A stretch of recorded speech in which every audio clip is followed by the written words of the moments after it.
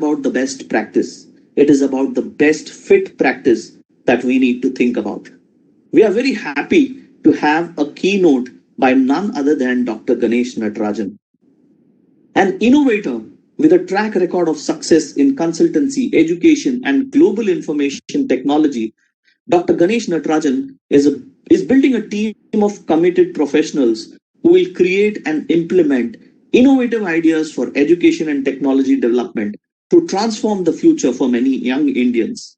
He is a well known speaker and associated with many organizations and institutions. I would like to highlight that he is the founder of CAIA, Center for AI and Advanced Analytics, and also the Natarajan Education Society. Ladies and gentlemen, boys and girls, may I request all of you to put your hands together as we welcome Dr. Ganesh Natarajan to this virtual stage. Dr. Ganesh Natarajan, over to you. Thank you very much, and good afternoon to all of you. It's a pleasure to be here, and thank you, India HR Summit, as well as Urvashi, for inviting me for the third year in succession. It's always a pleasure to listen, learn, and interact with a very elite human resource audience, and it's going to be a real good time we're going to have together. I agree with what you said, which is, the whole impact of common sense, but don't also forget what somebody said, that the most uncommon thing in the world is common sense, and which is probably why we get taken by surprise by events which we probably didn't predict, or events we thought could happen, but didn't think it would happen to us now. I'm speaking to you today from the COVID capital of India, unfortunately, the city of Pune, where COVID is galloping. And you would have thought an educated city like Pune would have figured out how to keep our masks on and how to stay away from the pubs and the restaurants. But clearly we haven't. So we are still some time away from that common sense dawning on everybody. But interestingly, and I totally agree with and echo with what you said, which is that we have seen in the last 1 year, the whole concept of digital being pushed at a pace which was not there for the previous 10 years. I've been working in the area of digital since probably 2006, 2007. So we're now talking about almost 15 years. And of course, as we all know, it started off with wonderful words like cloud computing, moved on to, of course, the whole social media and analytics, etc., etc. And slowly it was kind of becoming mature when suddenly COVID hit. And when COVID hit, I think the first thing that happened was this wonderful word called social distancing. I have the privilege to be on the boards of two large companies, the State Bank of India and Hinduja Global Solutions.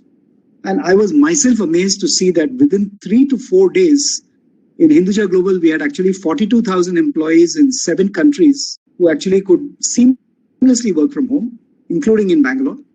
Similarly, State Bank of India very quickly implemented a work from anywhere policy, which meant that you could work from home. Even when people started coming back to office, the flexibility of work from anywhere was very much there.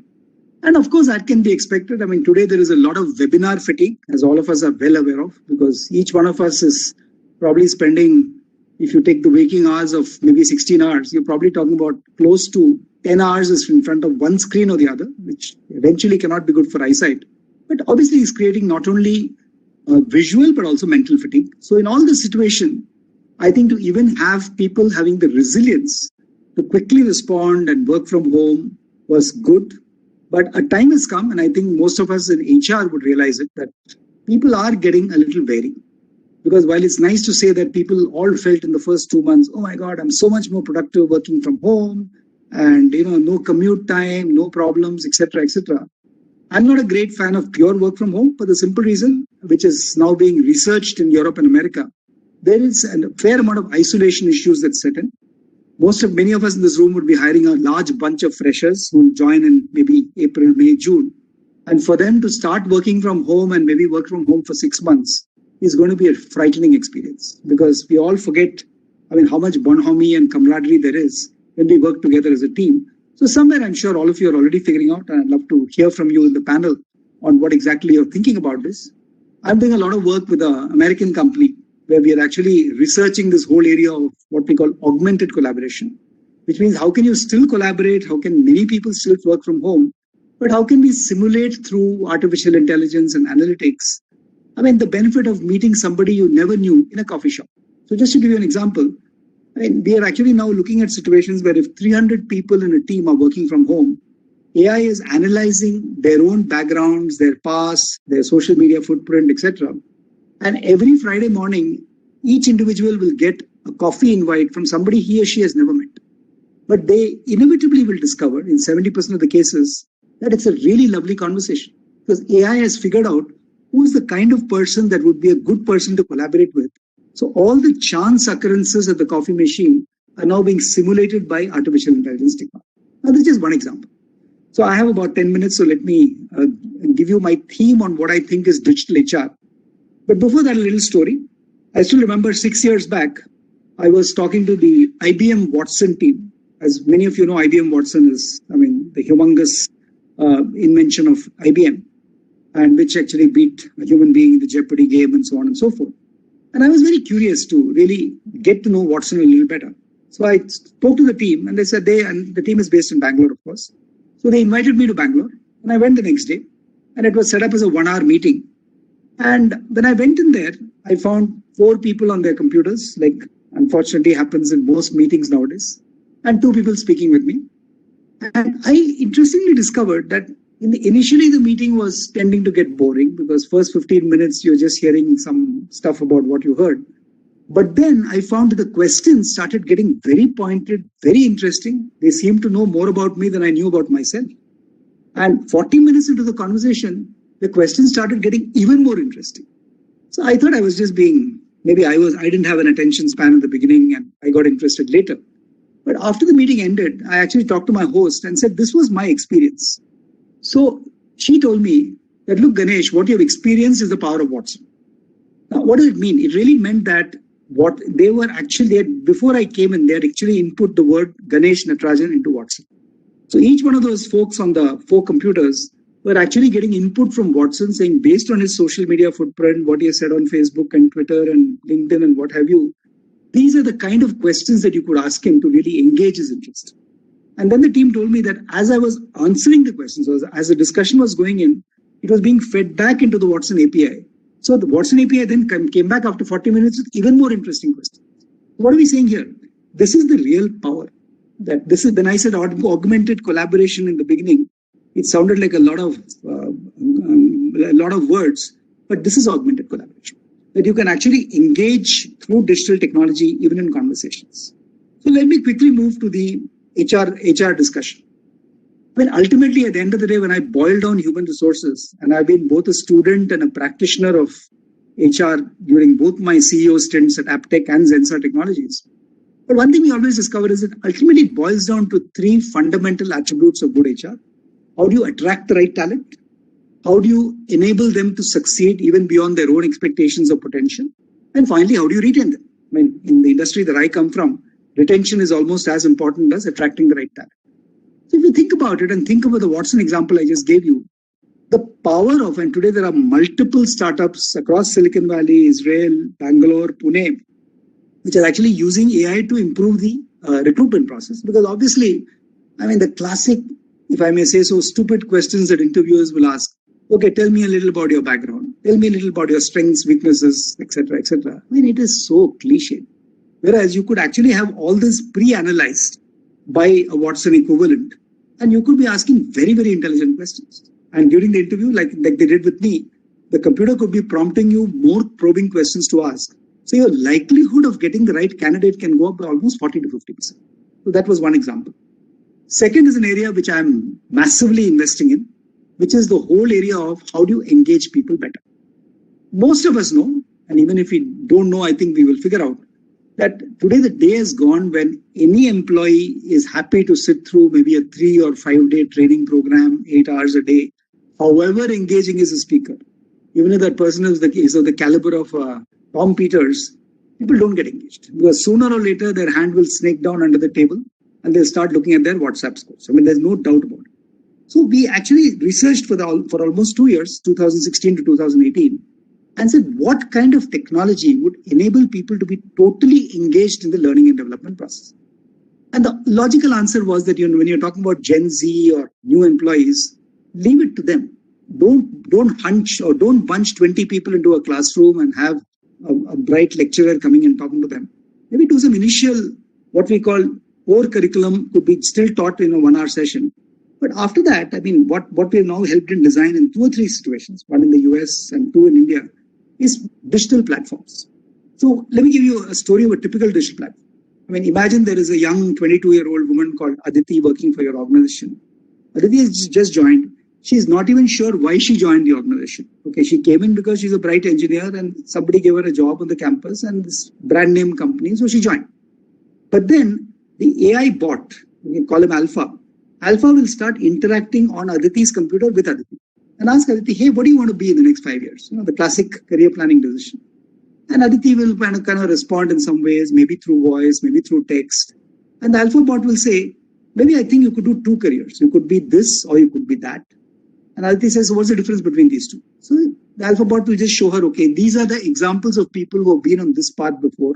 How did they fare? What were they doing at the age of 30, 35? And Aditi says, okay, so what does it take for me? That's when she gets interested in her learning and development. So then the bot shows her that, look, this is where you are in terms of your last appraisal or your campus scores or whatever. And here is how you could craft your own learning path. These are the skills you need to learn. These are the skills you need to unlearn. And maybe these are the skills you need to reinforce. So Aditi looks at it and says, okay, this career path B sounds easier because I have to probably put in about maybe 200 hours of learning over the next 1 year. So why don't I embark on it? So then, of course, I mean, today technology is, no longer are people just looking at Coursera and Skillsoft. I think there's a lot of cognitive learning technologies that have come in. So literally through understanding, through what is called adaptive learning, and of course through really enabling her to learn. If she learns better through videos, more of videos. So even the pedagogy, the learning style can be adapted to the needs of Aditi. So once you do this, we are finding the learning effectiveness, because she has chosen what she wants to do. She has chosen the skill path. We are actually guiding her to use technologies which is more amenable to her learning style. Learning effectiveness goes from normally maybe 60% for a bright student in a classroom to 90-95% for Aditi. Now, beyond this, something that a lot of the universities are wondering about is that, look, if people never come to campuses, how do you replicate the most pleasurable part of a university experience, or for that matter, as I mentioned earlier, the coffee table experience? And how do you ensure that Aditi gets peer group? So you can, exactly like I said in the case earlier, you can actually assemble a peer group that works with Aditi online. You could also get her a mentor from within the organization, from outside the organization. And then, of course, you could gamify the whole thing by giving her karma points, making her want to be a mentor herself, etc., etc. I mean, we've been researching this and actually experimenting in 4 large organizations. The results have been miraculous. The reason I gave you this long story is that's the real power of digital. Finally, and let me close the last 2 minutes with it, the third part, we talked about attract, we talked about enable. Let's talk about retain. Retention, to my mind, is probably something that we can extremely well do through digital technologies. So, for instance, there's one company that is part of our Investi group. So these folks are actually tracking the behavior of employees. When I say behavior, on the computer, of course, in terms of, okay, what was their attention span? What were they kind of fooling around with while they should be working, etc. So not spying on them, but actually asking them to report back saying that, look, what engaged you during the day? And based on that, you can form an engagement pattern. That when somebody is performing very well for 3 months, that person is probably working on this and maybe entertaining like that. Then a discernible pattern shift is noticed. People maybe start engaging 20% rather than 60%. There's an automatic prediction of attrition. So you could actually say that, look, here is a person getting disengaged and can make that happen. I mean, I'm delighted to tell you that I do a lot of work in the social sector. In an entity as large as Educate Girls, which is getting 1.7 crore young girls from rural Rajasthan, rural UP, rural MP to get back to school, it is using the same technology, where you can actually predict that if a young girl in Pali, Rajasthan is getting disengaged in her municipal school, it's probably because maybe she's getting pressure from her parents at the age of 13 to get married. And we can actually research out what could be going on. And we're finding the dropout rate has come down by 15%. So as you can make out, ladies and gentlemen, I'm extremely excited about digital technology. I really believe, of course, we should not let AI automation take over our lives. There is still a great value for that human touch, and you can simulate it to a certain extent, which is why I started off by saying I'm waiting for the day when people can really come back to their offices and workspaces and choose working from home occasionally as a choice rather than something that the COVID pandemic is forced upon us. So I think this is really where the opportunity is for all of us. What we will do in the panel as we swing into this is to get the opinions of, I think, 6 amazing practitioners, because I'm talking theory and as a consultant and as a former practitioner, but you're talking about today's practitioners and the last 1 year experience behind you. So I think the basic goal is to listen to each of our panelists for maybe 4 or 5 minutes, whatever time you'd like to take, and maybe have a discussion around that, take some audience questions. So if any of you are listening, please feel free to pump in your questions as and when they come in. And then, of course, we will keep exploring areas. The 5 areas I'd like to say at the end of this, at 4:15, that we have covered is the use of digital technology, which is core, the use of processes, or how your processes have changed because of the availability of technology, and the pull of COVID. The third is, of course, how effectively are you using data and analytics, the way I explained this to you earlier. The fourth, and something that is, again, my favorite theme today, is how is skills and culture changing thanks to digital. If you look at these 4 dimensions, which is actually the subject of a book that I'm writing, which will get published next month, it's the concept of digital re-engineering, that you re-engineer your business based on technology, processes, data, and culture. And we'll explore that as we go. So thank you very much for listening to me. I hope it's given you some room for thought. Should I just get started with the panel right away, or you guys want to say something? Thank you, Dr. Ganesh Natarajan, for that. I'll introduce the panel for sure. I really like the way you started by saying that this is a forum that helps you listen, learn, and interact. And I'm sure all of us here would love to do that. So many takeaways from your session. Personally, we've always been taught that man is a social animal. However, COVID has made us a socially distanced animal. And I agree with you that the webinar fatigue is for real. Thank you so much. And I love the fact that you said, ending the note by saying that balance is the key to high tech versus high touch, because touch is something which we all need. Before we move ahead, I would like all of you to applaud once again for the event partners, AI, Gold Partners XOXO Day, and Invento Robotics. I read a report that Gartner surveyed about 400 plus HR leaders and spoke with almost about 4,000 employees about impact of COVID and the future of work. The result was a long list. Some of the key points that I could find out in terms of trends and future: more remote workers, increased use of data, wider use of contingent workers, or the gig economy as we call them. And, the element that I loved the most was it also spoke about the strain it would have on employee engagement and the culture of the organization. It is like saying the aliens are coming. Imagine walking into an office with people all wearing PPE sitting next to each other. We were talking of TikTok, now it is tech, the tech-enabled future, and that is the future for all of us. Dr. Ganesh Natarajan will be leading this panel as the moderator, and we have some stalwarts in the panel. We have, in no particular order, Sumati Sampath, who's the Global Head Talent Acquisition for Infosys BPM, as a part of the panel. We have Dr. C. Jayakumar, Vice President and Head Human Resources, Larsen & Toubro. Augustus, Human Resources Leader from IBM. We have C.S. Krishnakumar, Senior Vice President and CHRO, SR Power. We have Edith, General Manager Human Resources and Administration from Varun Beverages Limited. Naresh, President HR at Deepak Fertilizers and Petrochemicals. We have Aniruddha from Corporate Sustainability, Haley's Plantation in Sri Lanka. With this, I would now like to hand over this panel to the moderator, Dr. Ganesh Natarajan. Thank you again. And as I said, we really look forward to listening to some expertise from all of you. And so let me not take any more time. Let me start straight away with you, Sumati. So can you please share us your thoughts from Infosys and, of course, any ideas or cases you'd like to share with us? Over to you, Sumati.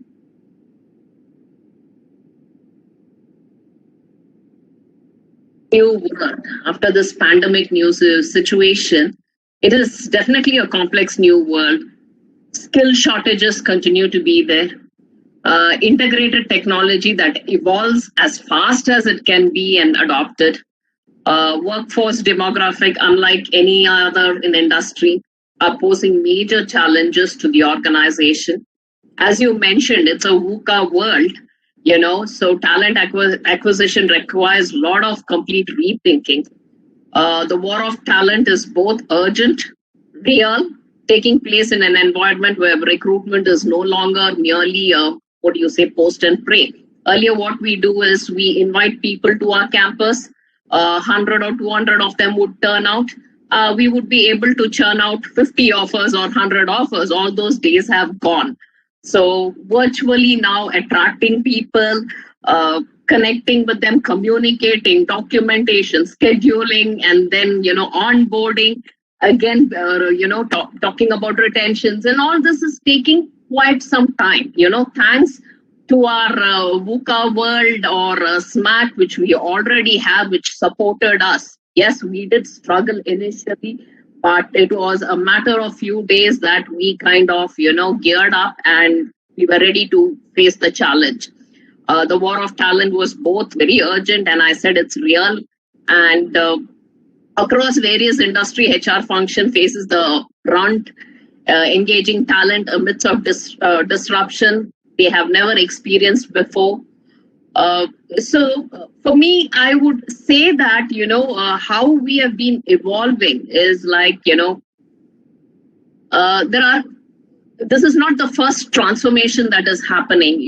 10 years back, we've started with a digitization, right? Which is from a manual process, we did move to kind of a, recording of all those things happen. Then later we moved into a digitalization, is an example where it is led by artificial intelligence that uses technology. And then now with all this pandemic situation, I see a total digital transformation that's happening.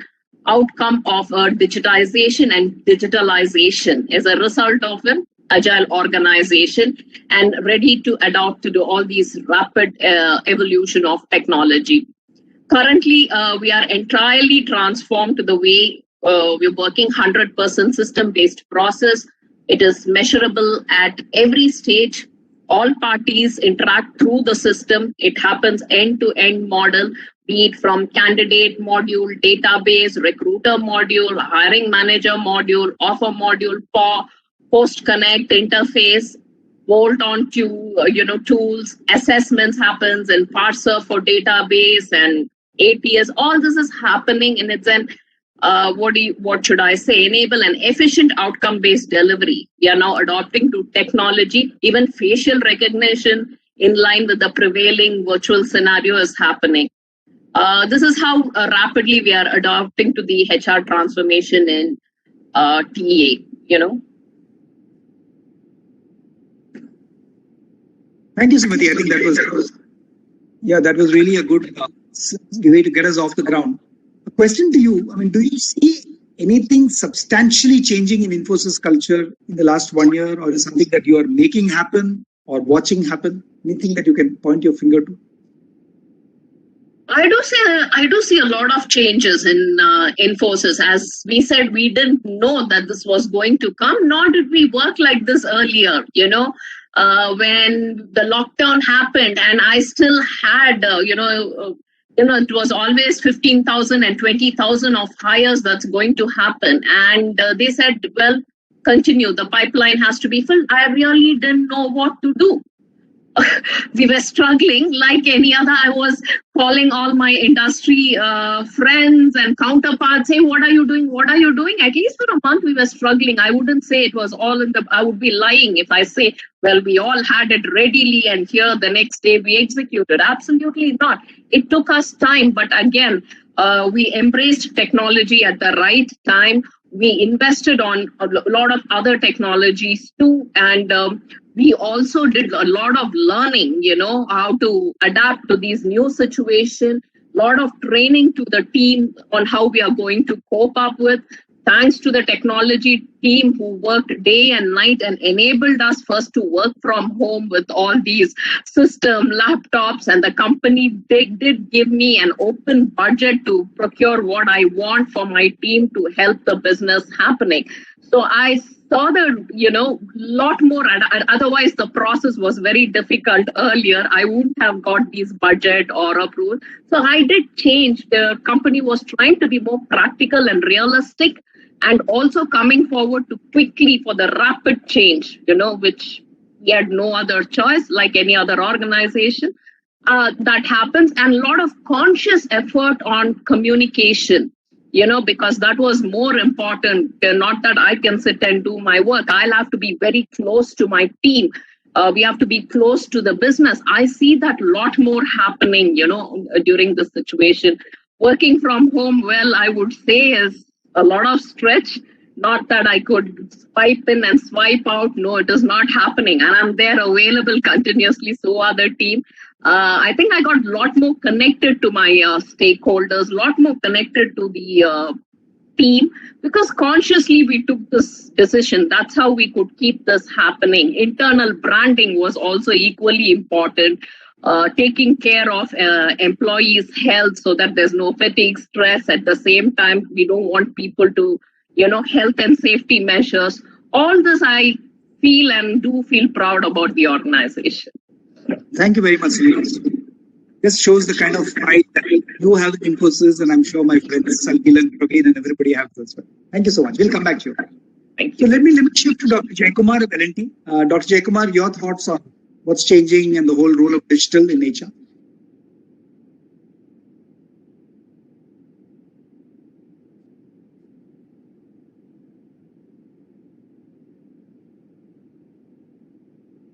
Dr. Jaykumar, are you there? Good afternoon. Good afternoon. Thank you very much for this opportunity. Mr. Natarajan, I heard your speech.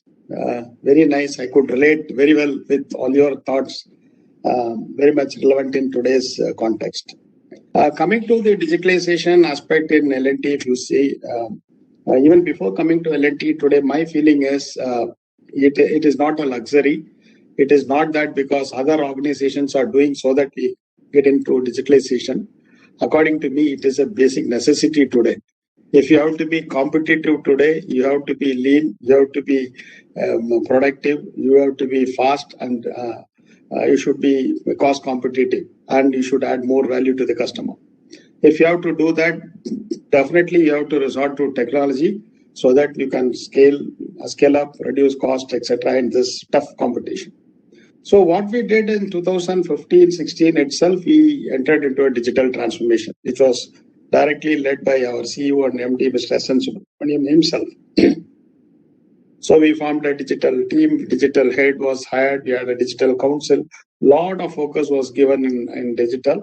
So the entire, a lot of initiative was taken at the operations level, even though we are a brick and mortar company, mostly into EPC business. Entire P&M machineries were used sensors and RFIDs, and so that data was thrown back to our HQ, where we know the productivity of a transit mixer, productivity of a batching plant, etc., sitting at the HQ level, including preventive maintenance. Same way in terms of project management, workman mobility, workman safety training, in terms of survey using drones, etc., lasers. So the whole operations went through a digital transformation. When operations went through a digital transformation, quite natural, HR should also join the bandwagon, right? So HR also went into a digital transformation, trying to put a process in place. We looked at all the options where all we can move into digitalization.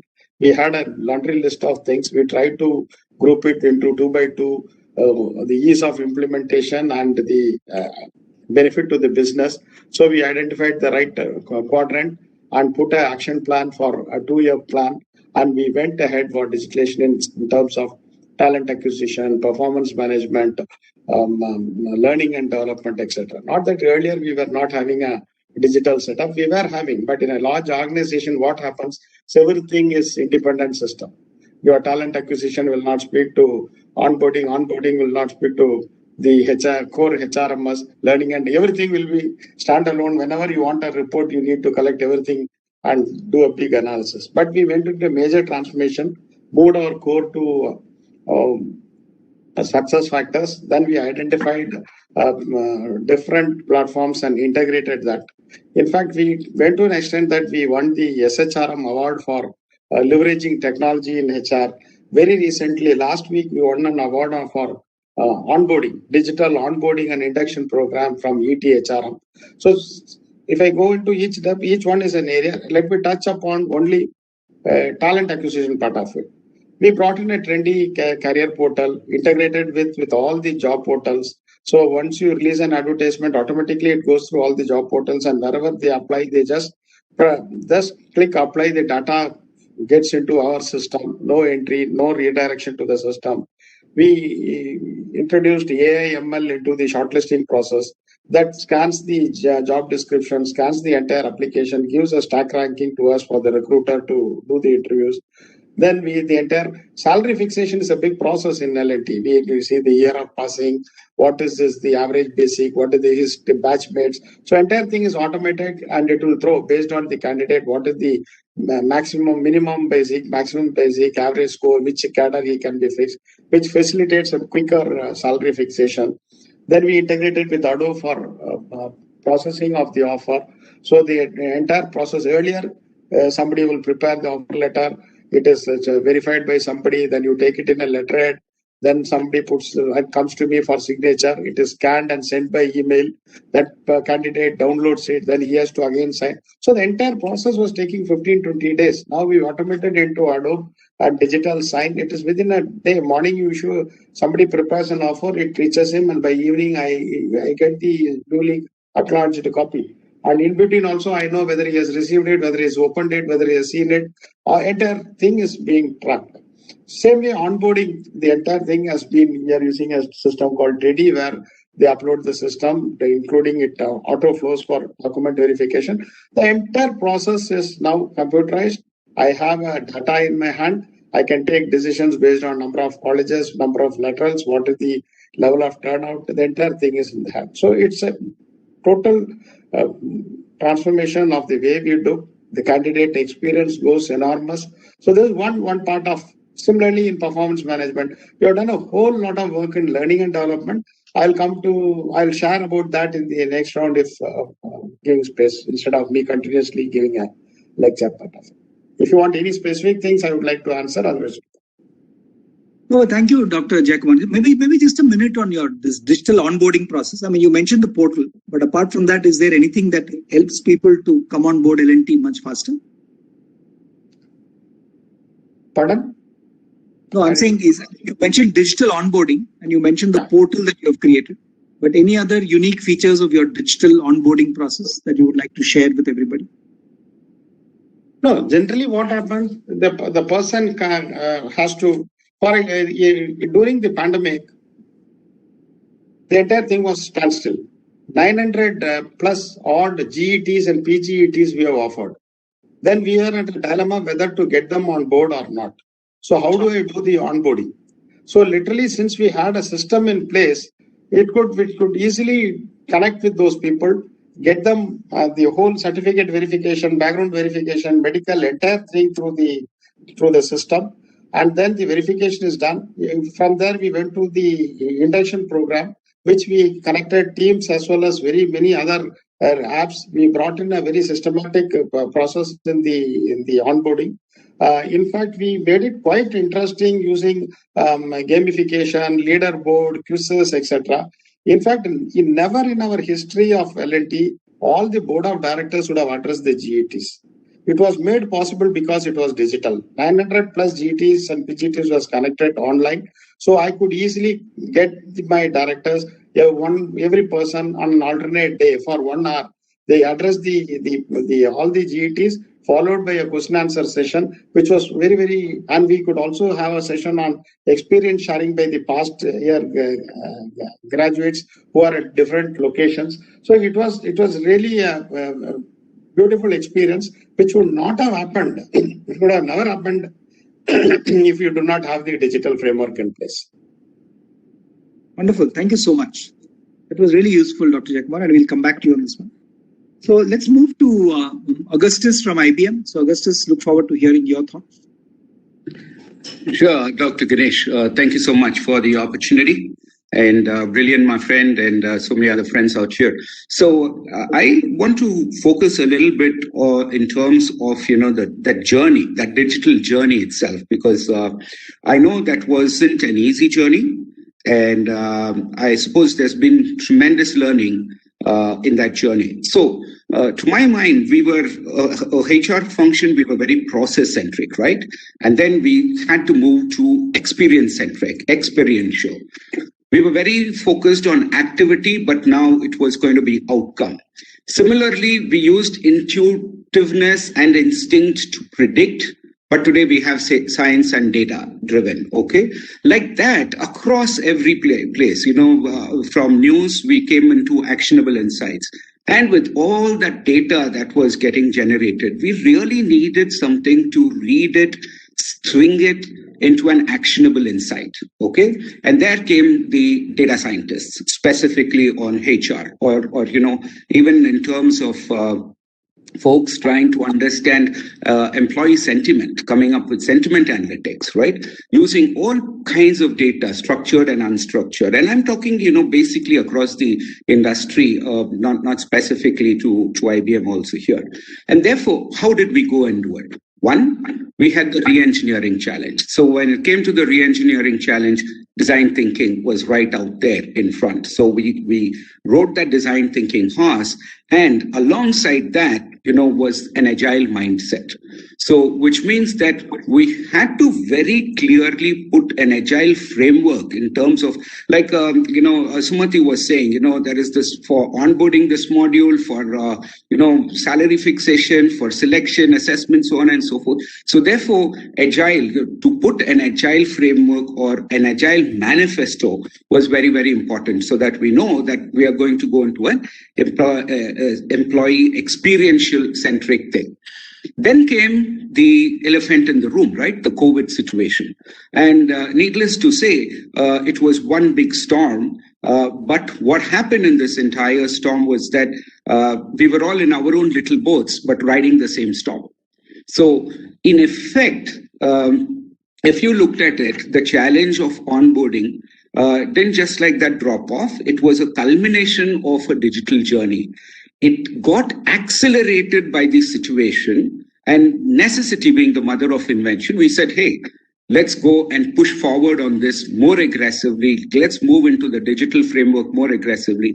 And then looked at bots. Okay, so here is somebody I've given an offer to. Now, what happens? This guy has got all kinds of questions, right? And usually when you do it face-to-face or on social media, the credibility level is very high.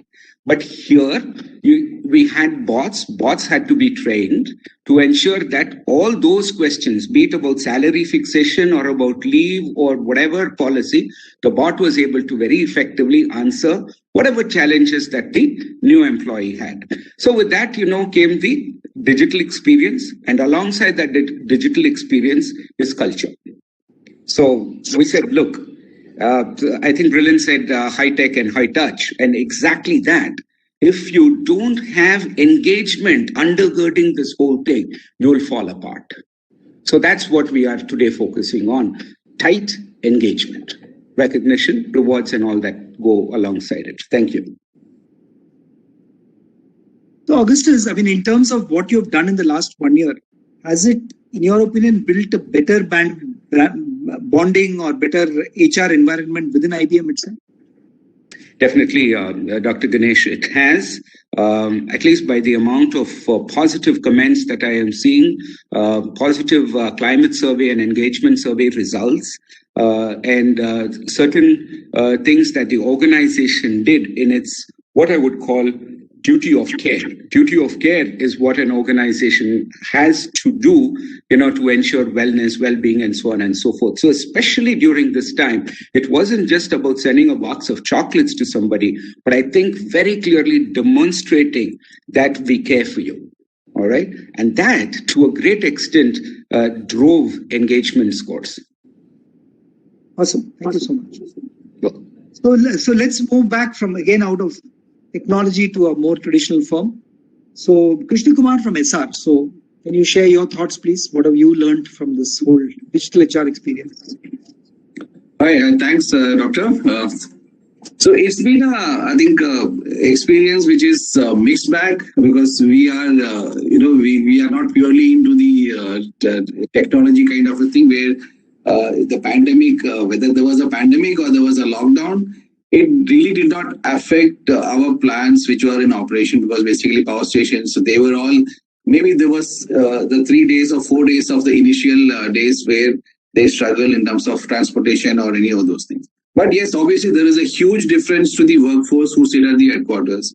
The life there changed. They were working from home. They were more digital. They were connected. So that's the phase which happened here.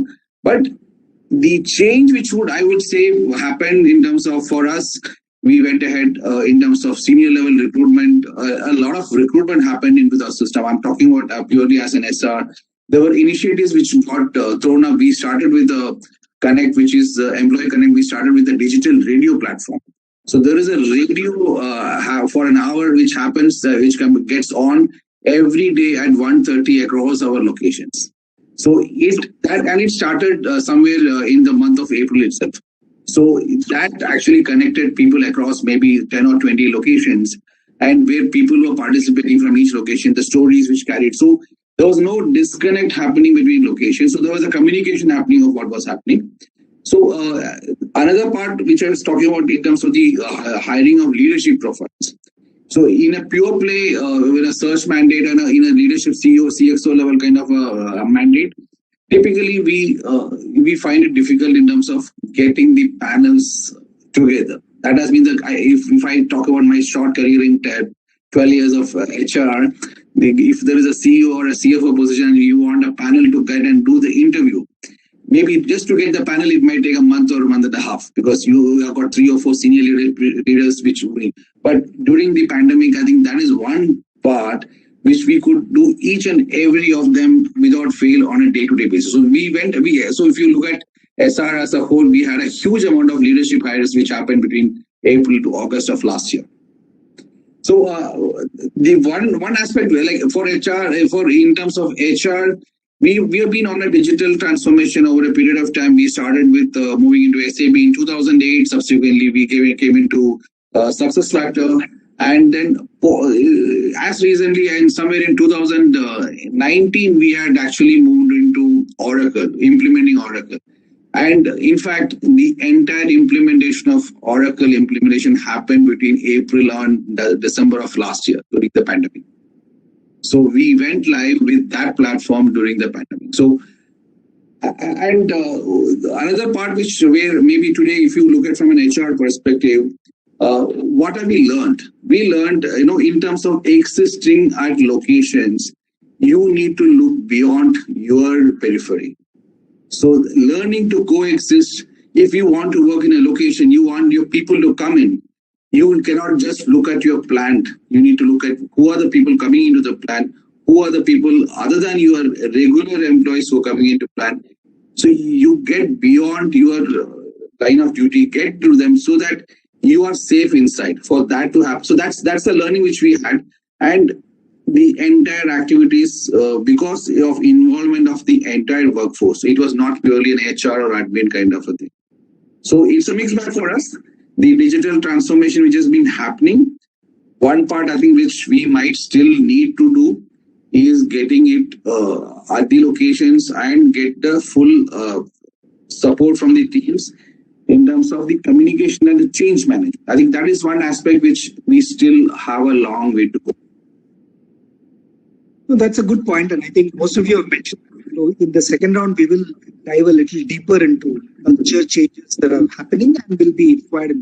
But I think that's an amazing story, Mr. Krishnakumar. And as you said, getting the whole team together, not just HR, to make it happen is probably what success is all about. So thank you so much. Yeah.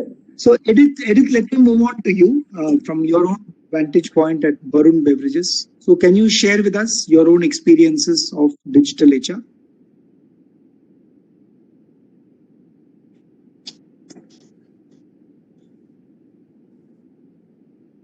Okay. Speakers.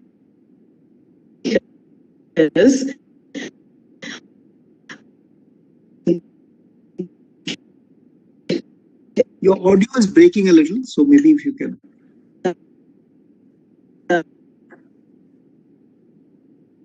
Content.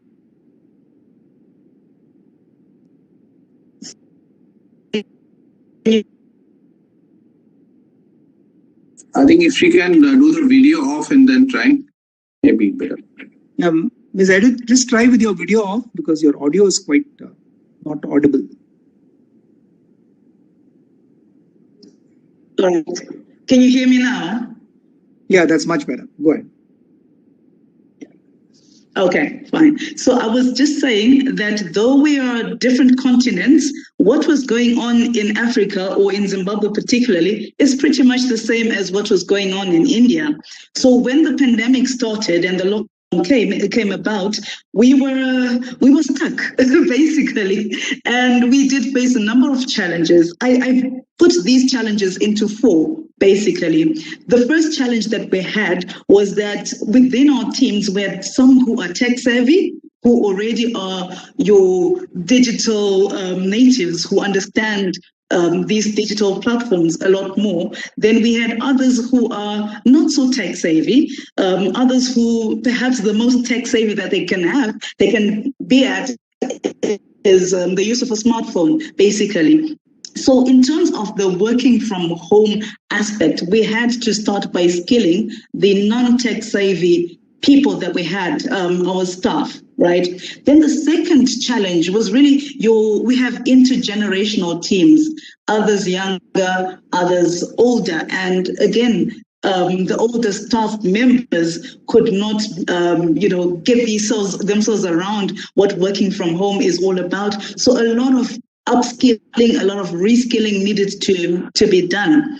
The third was that really working from home, as one of the earlier speakers had talked about, it was exciting at first, and we all thought that we were very productive.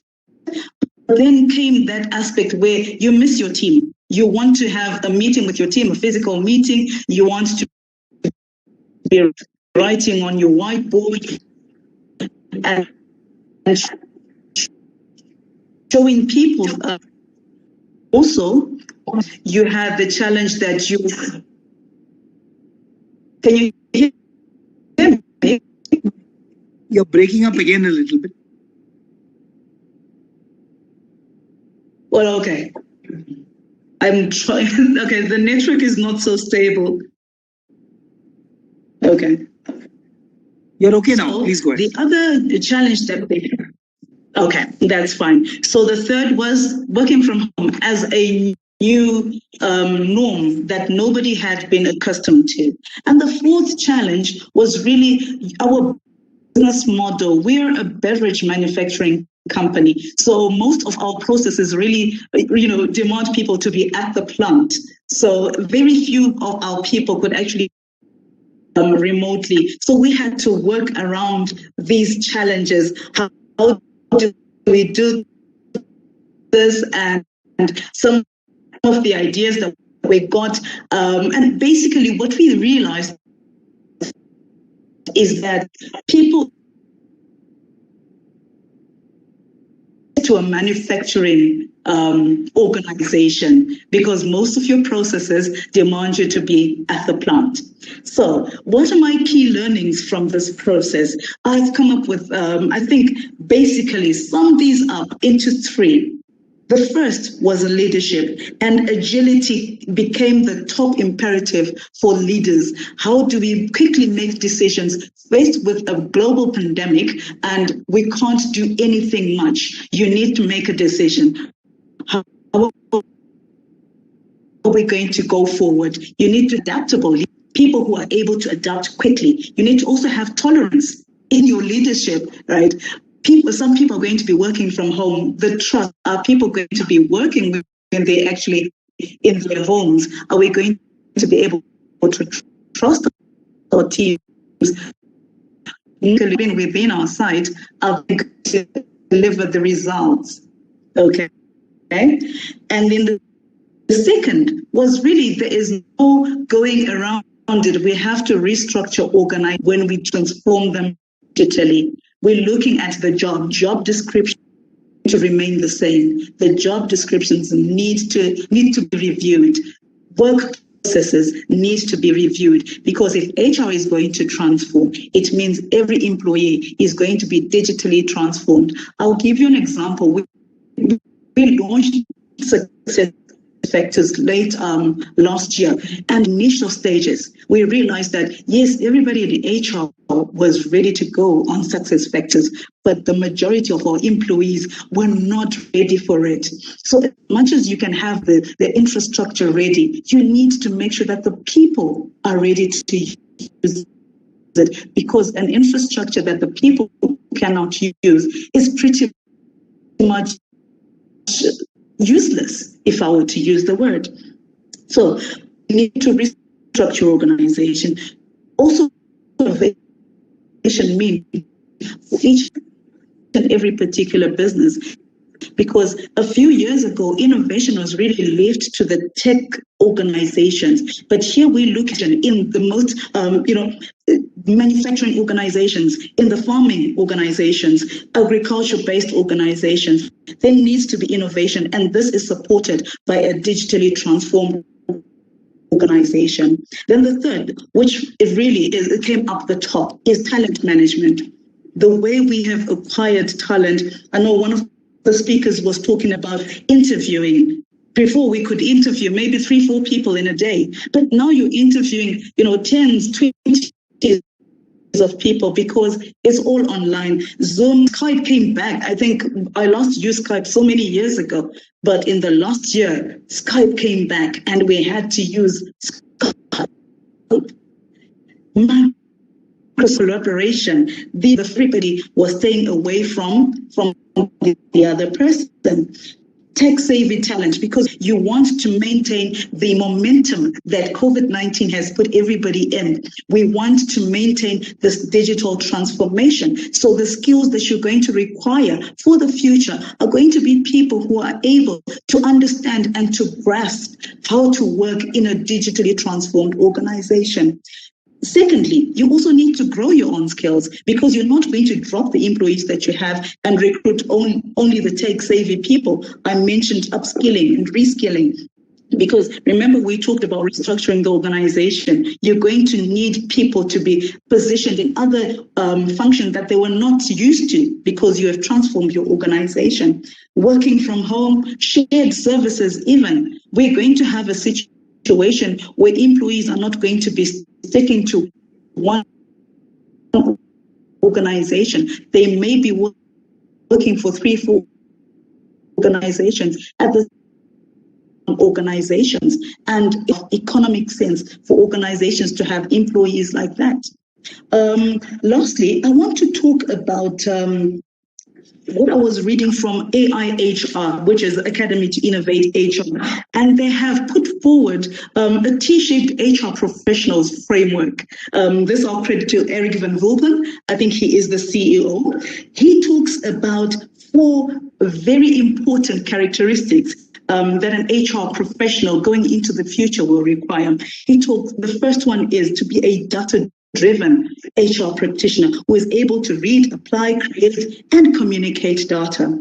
Business acumen, I think this has been talked about over many years, that HR people need to understand their business intricately. The third is digital integration, leveraging technology for efficiency. You were talking about transforming HR, right? Getting every other process that can be automated, so that we remain with the key strategic. You don't need to come in and fill in a lot of forms. Really, onboarding can be very tedious. Yes, but if you digitalize that, you remove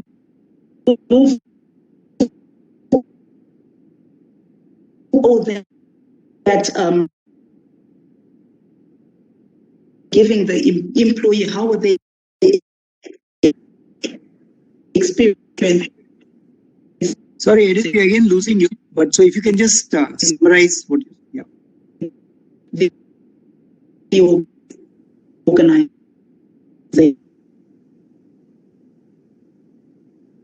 Anyway. Okay, sorry. I think it is. We got most of what you said, and I'll come back to you a little later because I think what you said about having a tight process, ensuring that everybody participates is extremely important. And thank you for sharing with us all the good work you're doing, even in Africa. So let me move to the last speaker in the first round. So we have Aniruddha from Hales Plantation. So Aniruddha, maybe you can just share your thoughts with us on what's your experience. You're on mute. Thank you, Dr. Ganesh, and thank you all, and wish you all the very best, all the panelists here today with us. And thank you very much for inviting me to this great panel discussion on the timely needed topic. So I'm Anuruddha Gamake. Let me introduce a few words about me. I'm Anuruddha Gamake, Head and General Manager, Human Resources and Corporate Sustainability from Sri Lanka's #1 best performing plantation business sector, that is Hales Plantations, belongs to Sri Lanka's #1 conglomerate, Hales. And so let me a little bit give an introduction what I am thinking on this topic, that is digital transformation of HR. So on my point of view, what is HR digital transformation is the process of changing the operational HR processes to become automated and data-driven. It's absolutely about technology, data, processes, and actually with the organizational change as well. So rather than HR digital transformation being just about HR, it's a metamorphosis that involves organization as a whole, what I believe. And also, at least it should be. It has to be a big picture in order to it to be successful. And also, we have to think. We have to reanalyze and see why of HR transformation is needed. First things first, as a rule of thumb, any HR transformation, whether it is a digital one or not, has to take place with a clear objective in mind. It has to make business sense, as I think Dr. Jayakumar very well mentioned, that should not be icing on the cake. It should be with real need.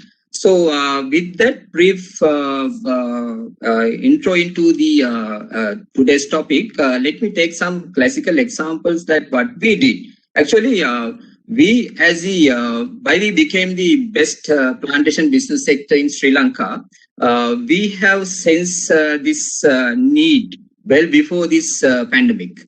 About 10 years back, even we have 21 private plantation companies in Sri Lanka. Well before our competitors, we have identified this need in the future, and we invested a lot of money to transform our HR activities, what we were doing, into digital platforms. As you told, to mention Dr. Ganesh, because a plantation industry in Sri Lanka is about 154 years rich industry. So from British management to the local management, the change was really inherited because the people were fixed into a different platform of management, where the change was really not flexible as you see in the front slide. But we took that leadership in the industry, and the main thing is the change of the leadership. Our managing director, he took the first step. So I always believe that the change has to be from the leader first. Then the organizational change is it's not impossible. So we initially, now we have about 24,000 workforce working in 60 estates across the country, and we have a corporate office in Colombo, Sri Lanka. So out of this 24,000, 93% of the operational workforce, that is who are working in the estates. So how we can get engaged these people who are working in these rural areas in the country into a platform like that you and me are talking at the moment. So it was a real challenge. And the other way, the management, estate management, they were with the kind of different management styles in the estate. So the change to their mind also it was not an easy task. But the support of our IT teams, the HR team is a whole. it's not only HR. We call it HR digital transformation, but HR can't play a single role. It has to be a collective role in the organization success. So we did it as Helis Plantations, and finally we have introduced a system called electronic weighing system, the digital platform where the harvesters, when they bring their tea leaves or the rubber, they are weighing at that particular time. As soon as they completed the task, the data is in the system, where the people who are in the corporate management in Colombo, Sri Lanka, they can ascend, then they can see the data, they can take a decision. In our industry, the culture was, it took about a few days to get this data down to corporate office and do the statistical analysis or whatever to take a decision. But for us to make forward this industry, that was really a transformation point. For us to gain this success story in Helis Plantations, with the converting all this with the electronic weighing system, it has improved the transparency of the operation, of a basic operation of plantations, and also people were really motivated because they know that what is happening and all, and they can see the data clearly. It was transparent. And also, finally, the speedy decision-making process. That is, I believe that is one of the success in our story. And also, the other end, about a few years back, we invested on the Oracle. That is total system solution on human capital management, the entire plantation as well as the corporate management and the all employees. So during the COVID period, we of course was well prepared, right? Those days, the corporate management team has to go to plantation regions about traveling about 200, 300 kilometers to have the regional reviews or the budget meetings or whatever. But with this transformation, it was very easy for us to conduct our own meetings online. That was the first time the plantation managers got involved with online meetings. They were actively participated. And even on the physical meetings, those who are not spoken out, their voice was not allowed as well, but they through the platforms, they used to speak. And the ideas came up. So the new ideas came up. So those are the things that we did it, the change from our end in the company. So I think with all that, and not before last, but I would like to mention the facilities we got from L&D in Oracle, where those days we used to take our batches of managers to different countries, right? For different universities or different institutions for foreign training, and even for local training, we have to call them down to main city, Colombo.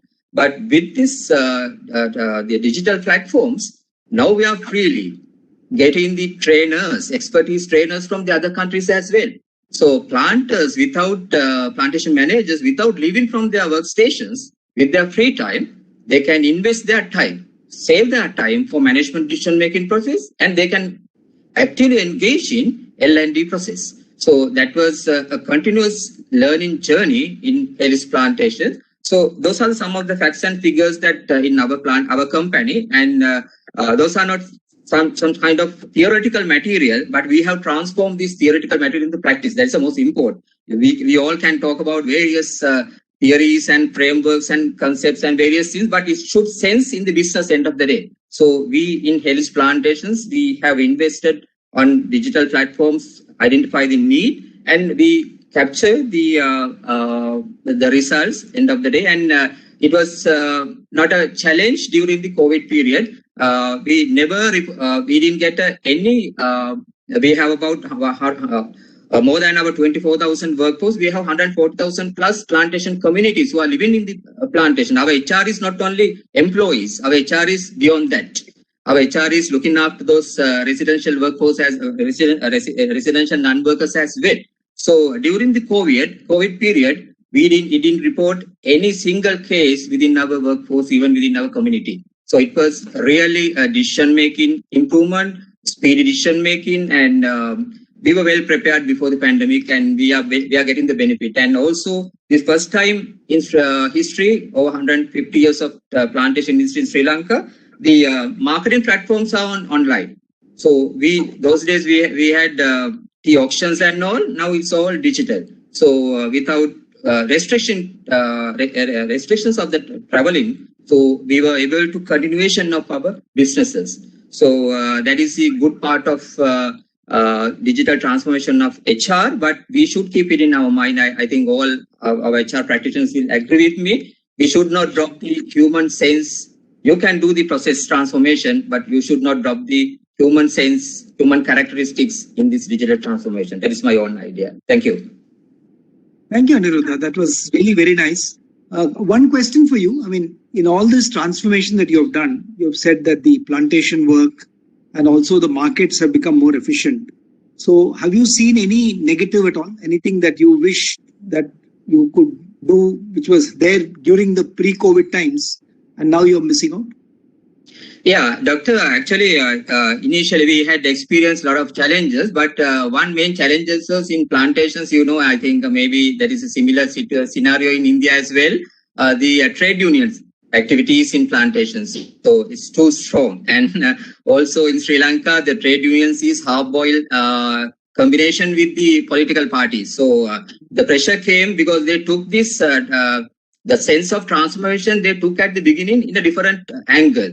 They thought that we are trying to harass the people, we are trying to capture the sensitive data of the people. So it was at the beginning, it was a huge task, more than the digital transformation of HR. It was a huge task for us to explain this scenario.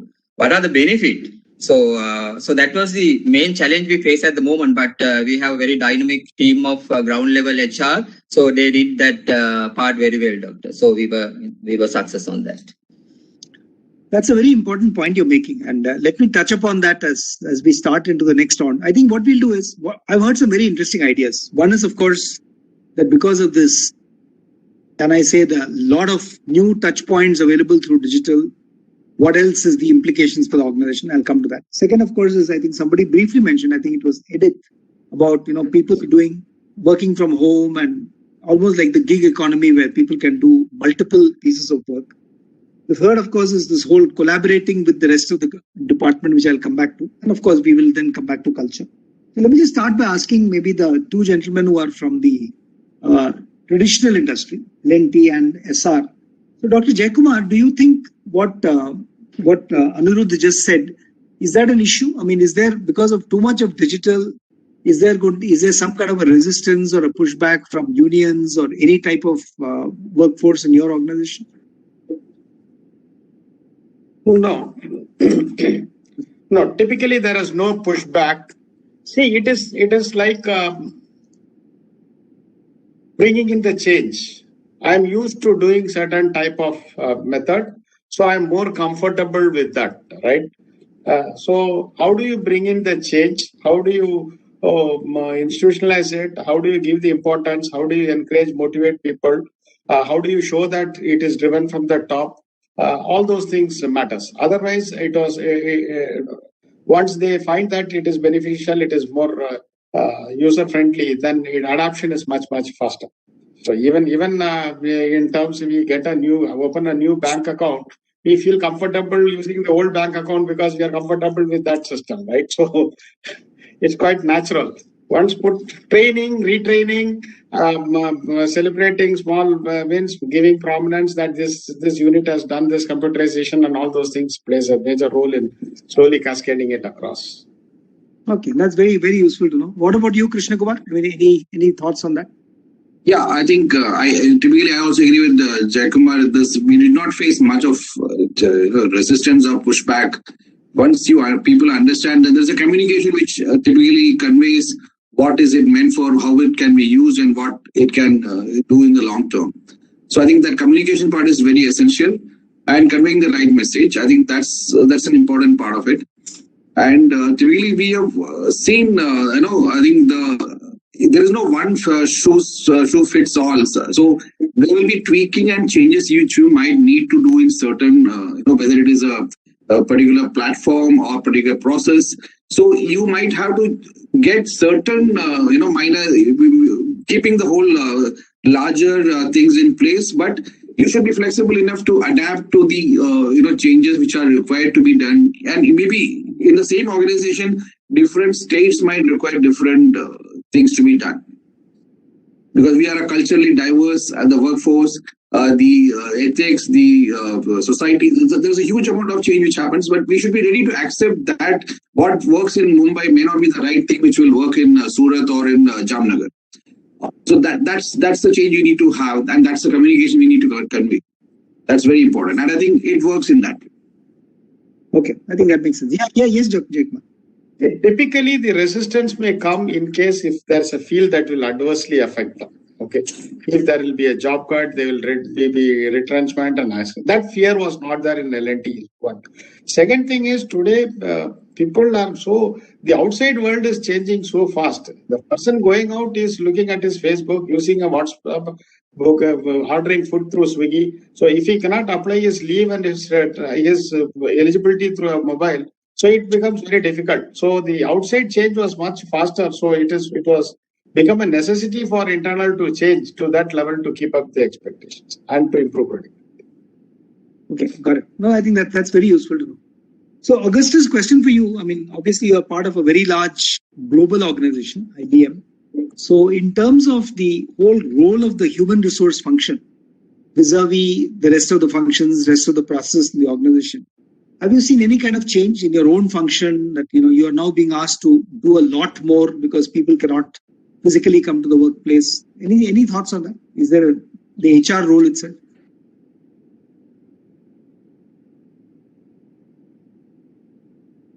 I think you're on mute.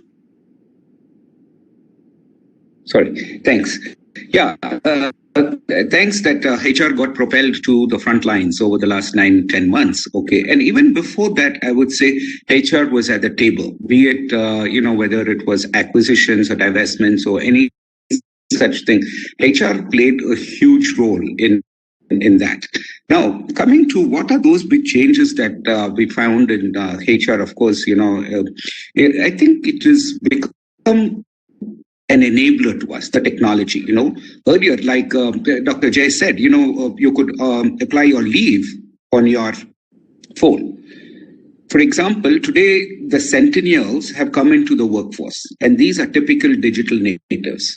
And they want a digital experience wherever they go. Then there are the other two generations, multiple generations in the workforce. And what is happening today is that HR has been greatly enabled. I told you earlier on the data, right? The static data and how much actionable insights that we are getting today. So today we can go and tell the business, look, X person is trending down on a performance, all right? Or X person is going to be a high potential, okay? Using all those data points. And earlier, I think managers and HR, we were doing it more out of instinct and more out of, discussions, and some biases could have also crept in. So in one word, what it has brought in is transparency. Well, that's has very high in the post-digital journey for us. I see. No, that's really useful to know, because I think the minute you are able to rejoice in transparency, I think that adds a new dimension to human resources. Sumati, any thoughts from your side? How has your own function or department's role changed over the last 1 year? And is there going to be further evolution, you think?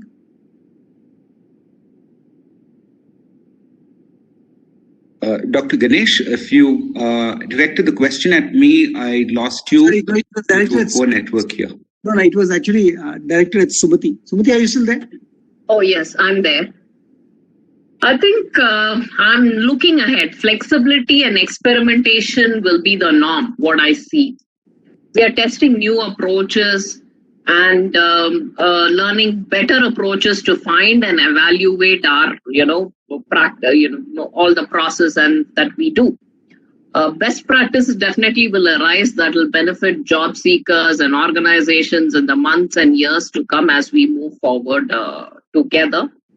But what I see is the automate process, this is reducing the time to spend on repetitive tasks, maximizing the employee experience, free up time for the HR folks so that they could strategize better.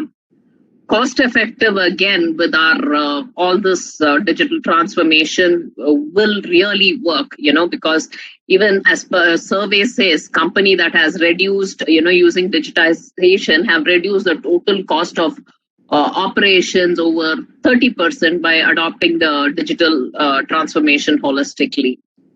I'm sure increase efficiency and redundancy will also come down. Data and insights based decision making, are like how my other speakers spoke. Organization are now able to take the right decision because of all these things that's happening, which are derived from vast structured and unstructured data using advanced analytical, platform. So solving large business problems.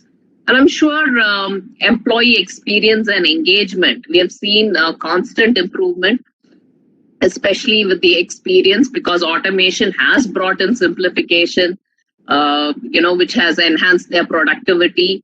And it also, like, for example, if things are done in 2-3 clicks of a button instead of a complex processing, I'm sure the employees and all of us would appreciate that, right? That would be more productive and efficient. And I think HR is able to be more as a strategic partner to the business on solutioning, value adding to our clients, because they are working virtually. So now they are like focusing on how to, partner more closely and come up with all innovative ideas. So how I see going forward is definitely, it'll redefine the HR mission. It would upgrade core technology, and build a digital HR team is what I clearly say. So just a follow up to that, Sumati, we all talk about artificial intelligence, machine learning, etc. And we all know that, in the past we were doing a lot of descriptive analytics, more of reporting and dashboards. But are you in Infosys, in your own function, looking at ways in which you can apply more of predictive and prescriptive thinking, like I mentioned earlier in the case of the learning example? Can we actually recommend to, let's say, our learners what they should be doing, what's their learning path, etc.? So are we seeing any proactive work happening because of the enablement of technology in dealing with your employees?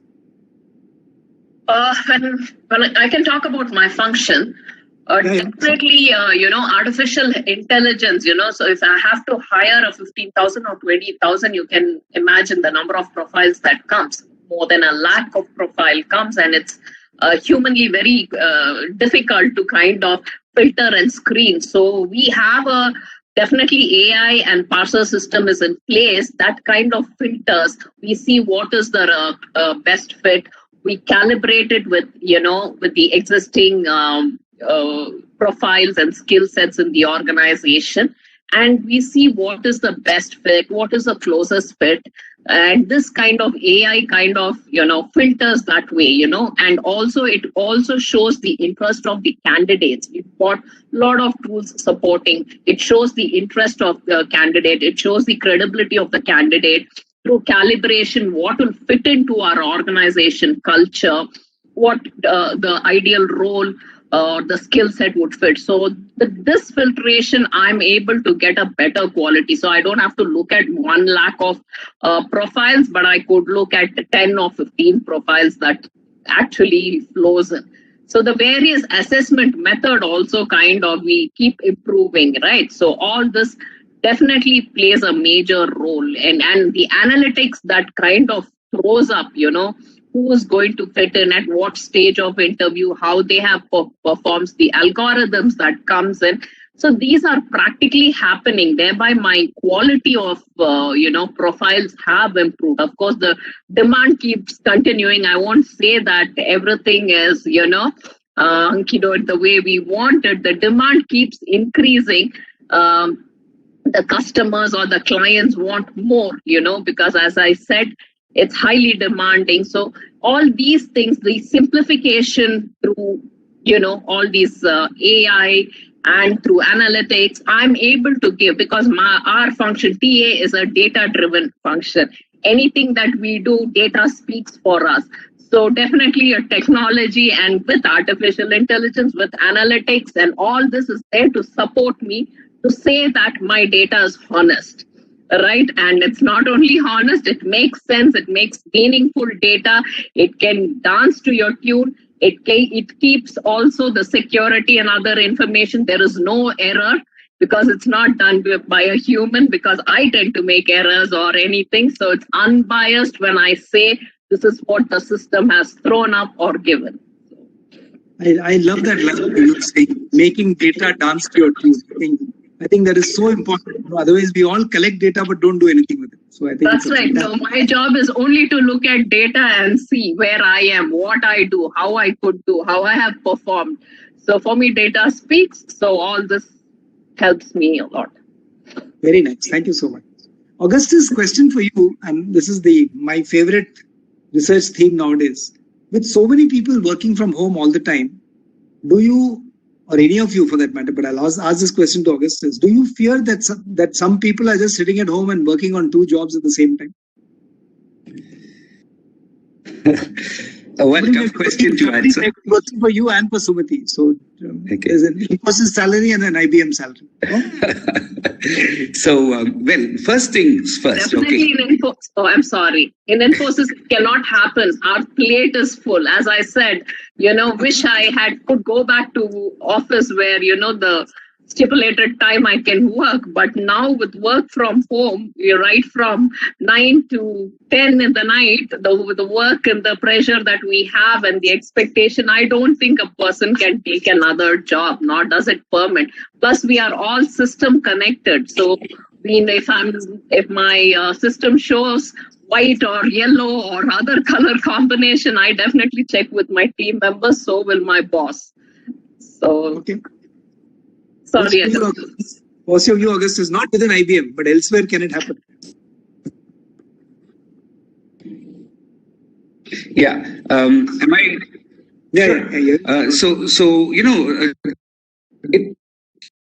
a kind of a dichotomy, that question itself. Look, today, I would say people can go and have. Am I audible? Yes. Am I audible? Yeah. Go ahead.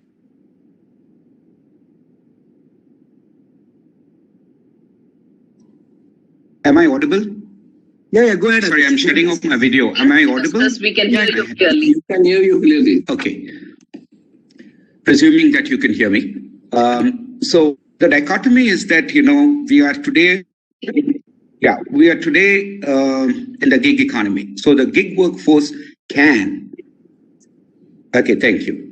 So the gig workforce can take up multiple tasks, but again, they need to honor their current employment contract, whoever it is with. Okay, and I think digitalization provides that platform for us to use talent and skills from different sources. So that is one. 2 is there's an ethical question here. Is somebody doing 2 jobs? And I think it is more to do with, like Sumati said, load. If somebody feels that he or she is not fully engaged and they are doing something like this, to my mind, I think without the consent of an employer, that's unethical. Why do I say that? Is because today there's a lot of client data sitting at home as this office has integrated with home. And therefore, it's so important for us to drive a value-based culture as we have distributed workforces, and data integrity being what it is.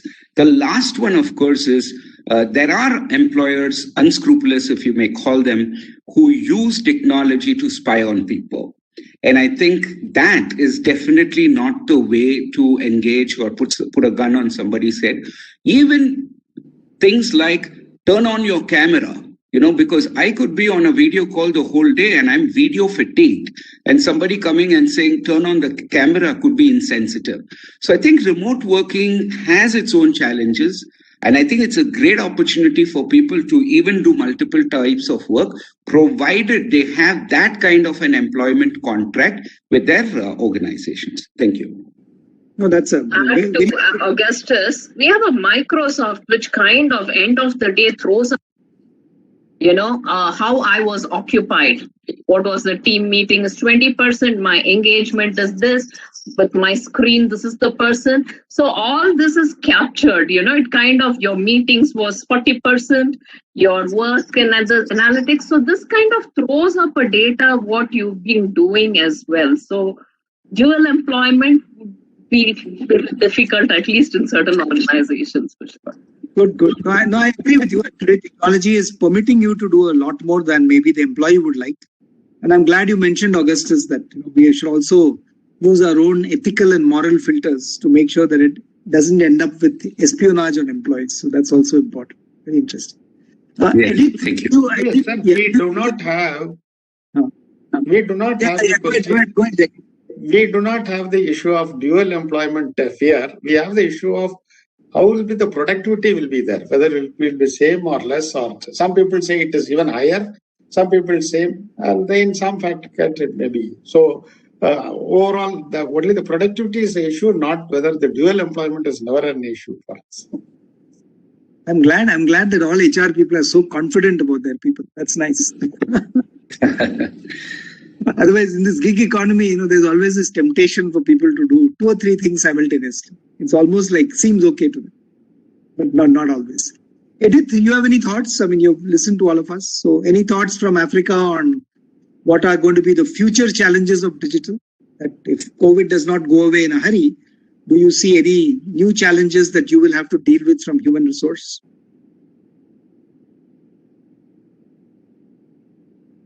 I hope Edith is still there.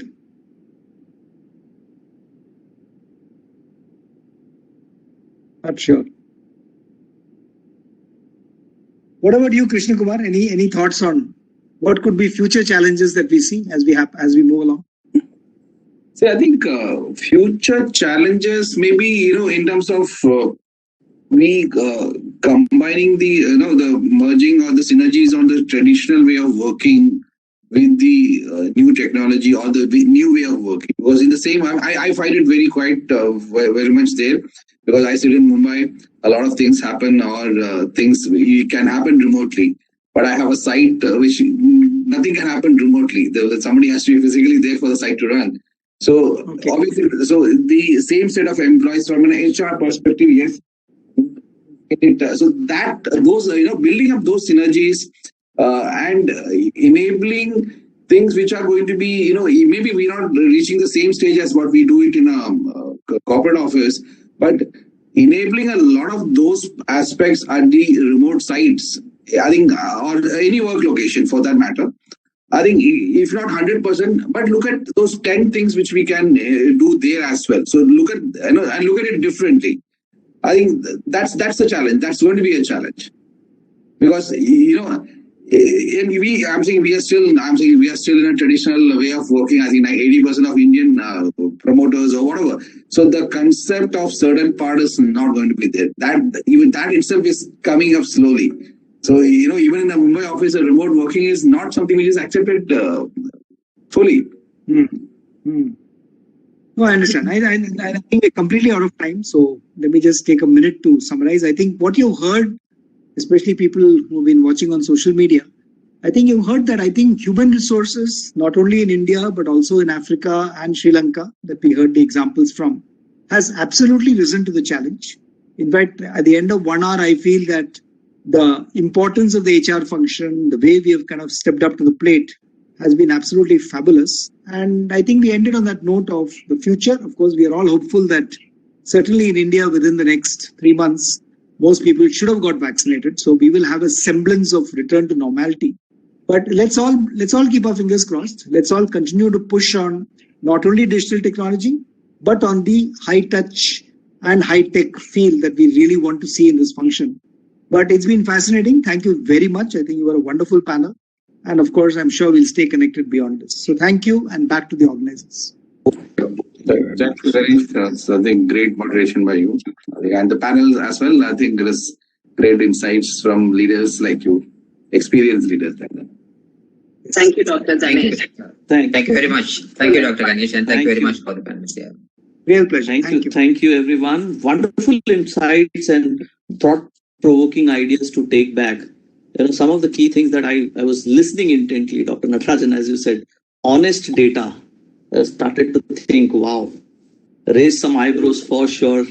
My takeaway summary: don't simply adopt because it works for someone else. Adapt. The bank account example is still stuck in my mind, and that's a reality that we need to account for when we talk about transformation, when we talk about change, because yes, we have an experience that has given us that comfort which we need to break through. Thank you once again, Dr. Natarajan and the panel members. There is a surprise awaiting for you in your email from our sponsor, XOXO Day. And in case you do not receive it in 5 days, contact Urvashi for sure. For now, we have a presentation from one of our sponsors, XOXO Day. We have Rajit Kumar, the product manager here. I would like to invite him to the screen and let us know. Over to you, Rajit. Thank you. Thank you. Bye-bye. Thanks, everyone.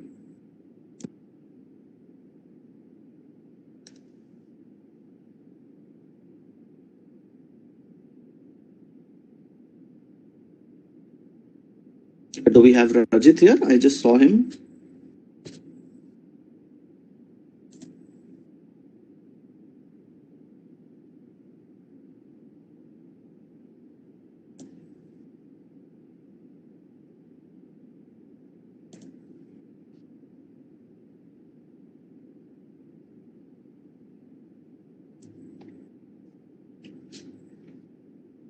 Hello, Girish. Could you check if we have Rajit or he's facing some technical issues?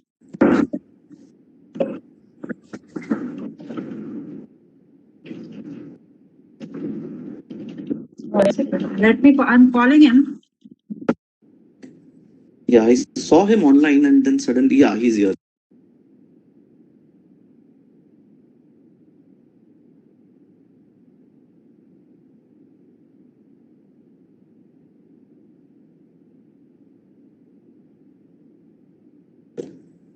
Well, till the time Rajit comes back, we've all heard this famous dialogue from the movie. बड़े बड़े देशों में ऐसे छोटे छोटी बातें होते रहती है, तो बड़े बड़े इवेंट्स में ऐसे छोटे मोटे टेक्निकल डिफिकल्टीज आते रहते हैं, तो stay connected and we have Rajit is here. Rajit back. Yeah, hi Rajit, over to you.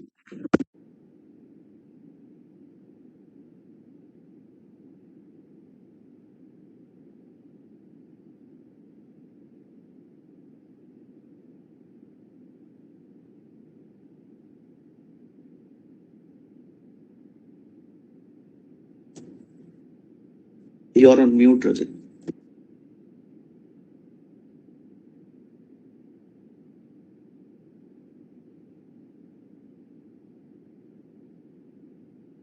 Yes, I can hear you, Brilliant.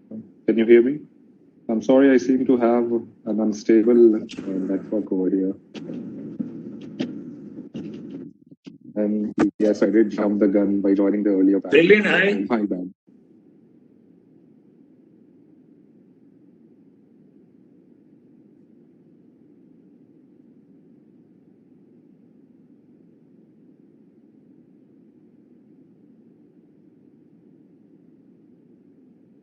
Am I audible? Venki here. Brilliant. Hi, Venki. Yes, Rajit, you're audible. We have your presentation ready. You can start.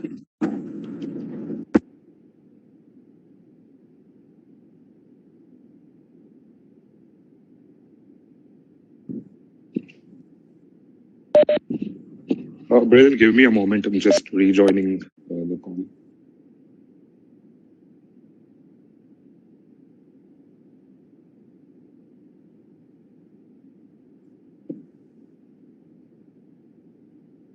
So we all know Dr. Murphy comes in every time there is an event that requires heavy IT support, and we all should be thankful that we can put the blame on Murphy. So over to you, Rajit. Thank you, Brilliant. And I hope this is much better now. So,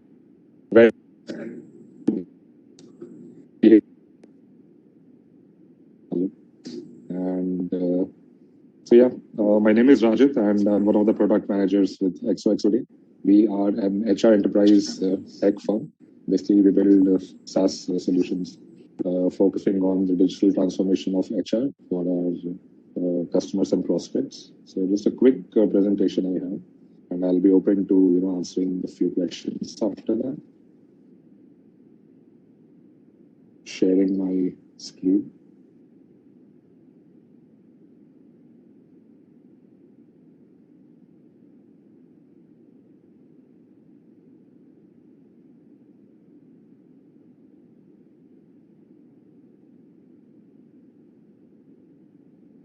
Can you see my screen, Brilliant?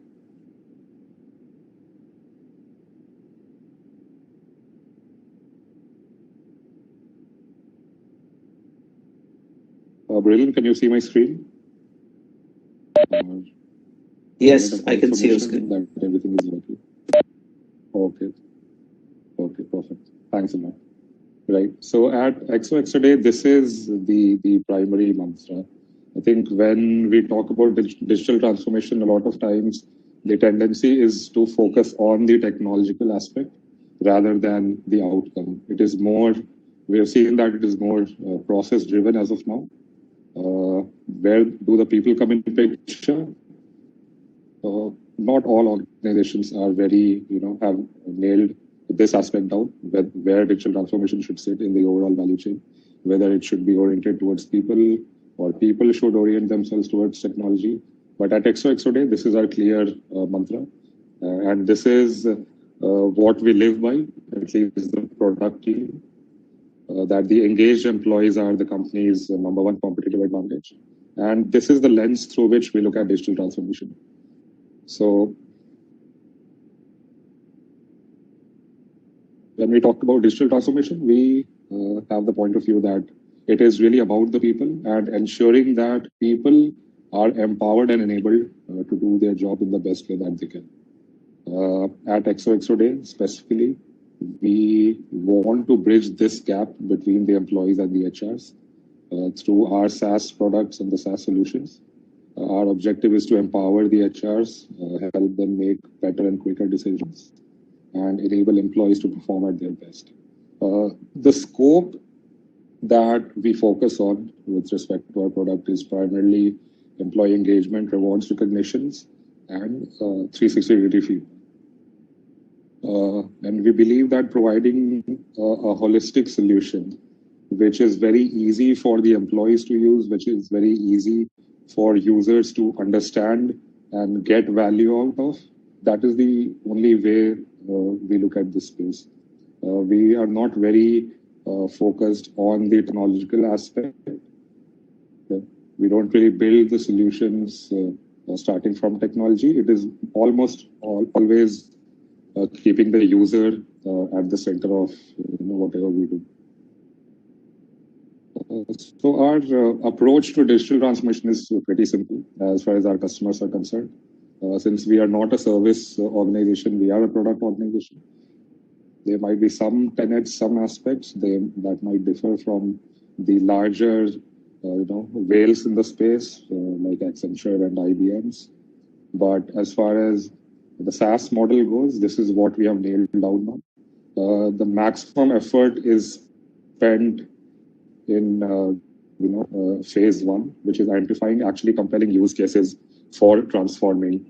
One of the biggest roadblocks today in the adoption of digital transformation-led products is that if it is not built with the solution or the problem in mind, then it becomes really difficult for the end users to really adopt a lot of these changes in process and changes in technology. Because as a byproduct of DX, which is change management, it is a very intensive effort for organizations, and it sets them back if not done in the right way.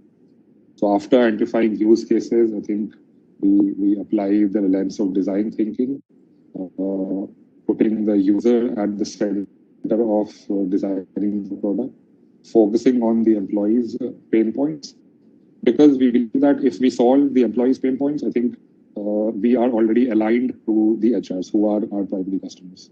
And then finally empowering the HRs to address these pain points by providing timely data, by providing timely analytics, by giving them a platform where they can implement their initiatives in a very seamless manner. Also, regularly measure the performance of their initiatives and campaigns. And finally, we have a dedicated customer success team. So I personally lead the customer success for Experts Today. And here we primarily identify the most important stakeholders in the customer organization, and we partner with them in a very collaborative way, and we act as their champion. We want them to get the maximum value out of the product, and we want their employee metrics, the key metrics, to actually improve, not just in the long term. The impact that we see often is within a time frame of, say, 2 to 3 months. How we do this? So basically, in terms of the solutions that we tend to push, we believe in the Deming cycle of continuous improvement. And this is what, even as a consultative organization, we recommend to our customers who are the strategic HR partners in our customer organizations. So we are saying, a simple feedback loop goes a long way in determining how effective your HR campaigns are, how effective your engagement campaigns are. So it starts actually with the plan phase, where HRs take strategic decisions and implement some employee engagement activities. And after that is when Zozo comes into picture. We help them align employees based on whatever initiatives they have come up with.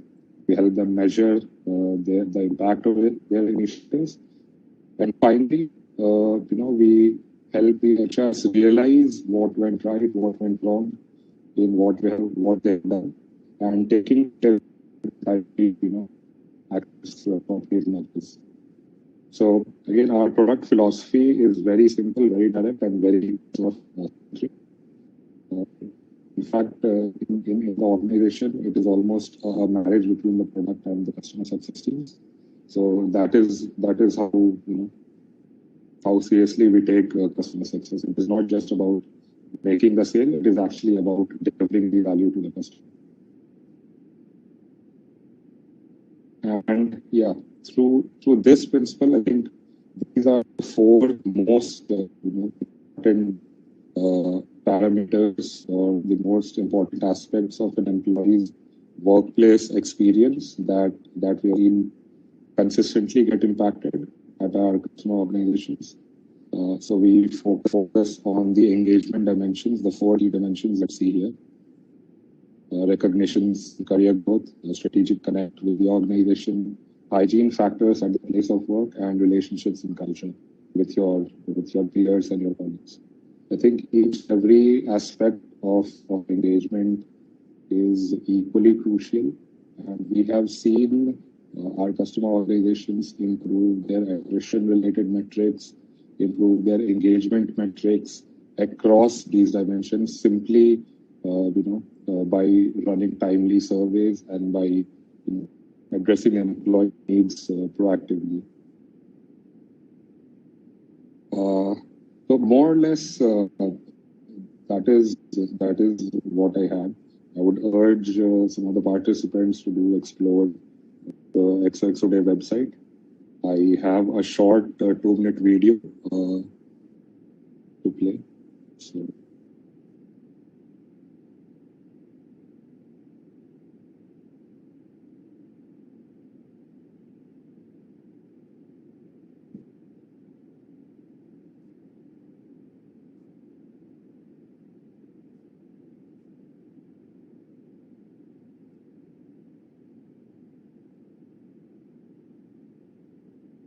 It's Dr. Murphy strikes again.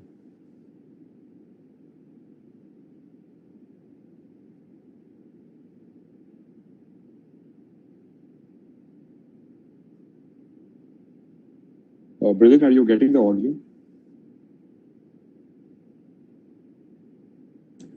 No, I'm not getting the audio. Oh, okay.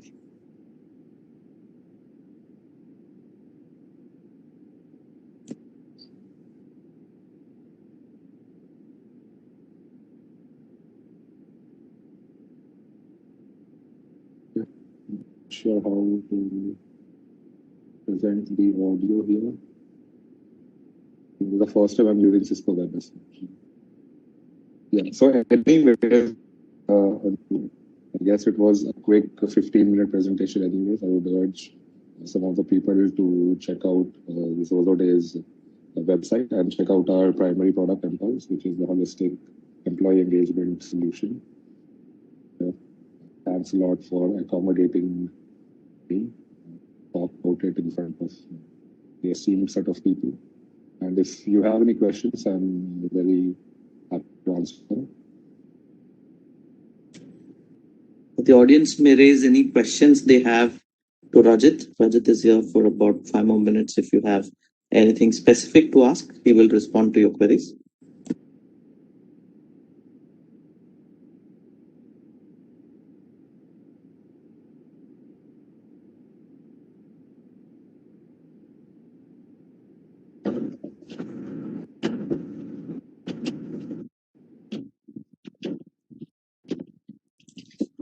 So while the audience gets on with their responses and queries, Rajat, I'm sure some of them may have a question.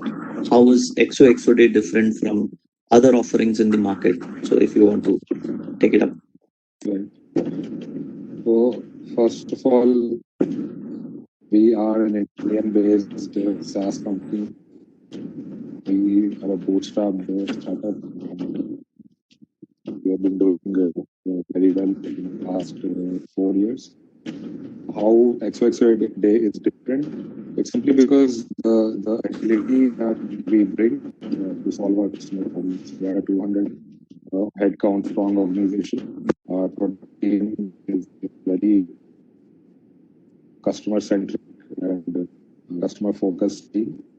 The very fact that the product has not yet reached that level of maturity with respect to what you see in the market gives us a lot of room and a lot of scope to be flexible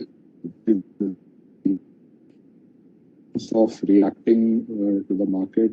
We are very quick and we have a very prudent network of our customer POCs who provide us constant feedback, and we marry this with our associated for human resource management professionals. So it is a mix of voice of customer and domain experts and technology, and that is where lies our strength, and that is what we leverage to strong customer problems. And until now, it's been going well. So yeah, that gives some insight, William. Thank you, Rajat. We are just waiting to see if there are any more questions coming up. Sure. There is no more questions. No more questions? Okay. Thank you. Thank you so much. Thanks a lot, Rajat. Thanks for the presentation. I know technology at times is very unreliable. And that's the new reality. The irony being most of us work for tech. Yeah, the irony being most of us always work for technology. It reminds me of one session where we had IT stalwarts speaking and they were unable to manage the session with this, and Murphy, of course, was the one to be blamed that time as well. It happens, but yeah, thank you so much. Thanks for the presentation and thanks for sharing what XOXO Day is all about and its offering.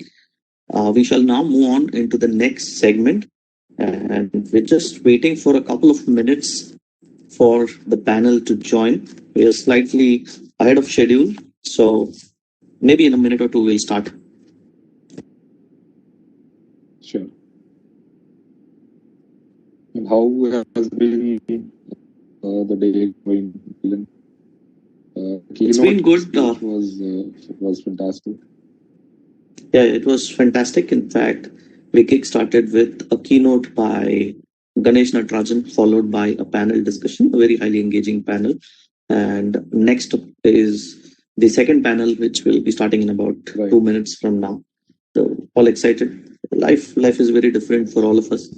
Had it been non-COVID times, we would all be sitting in probably one hotel in Mumbai. But thanks to COVID, we have the opportunity to interact with global leaders as well, giving us a perspective which is not just restricted to the India scenario, but also what's happening all around the world and how similar, how different we are. It's really insightful. Right. I guess that is the theme for the next panel. Yeah, we are trying to address that.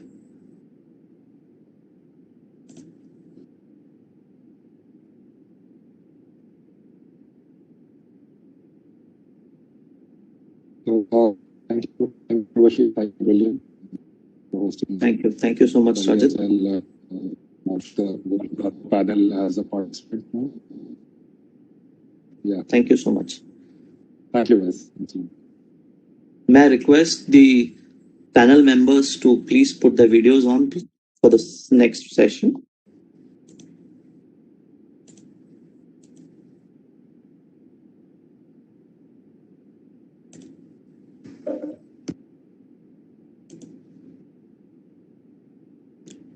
Hi Sanjeev, hi Venki, hi Maful. Hi Billion. We can see a very interesting background, but we don't see you. Backlav, can you put yourself in front of the screen? Hi Gautam, hi Tina, nice to see you. Hey, hi.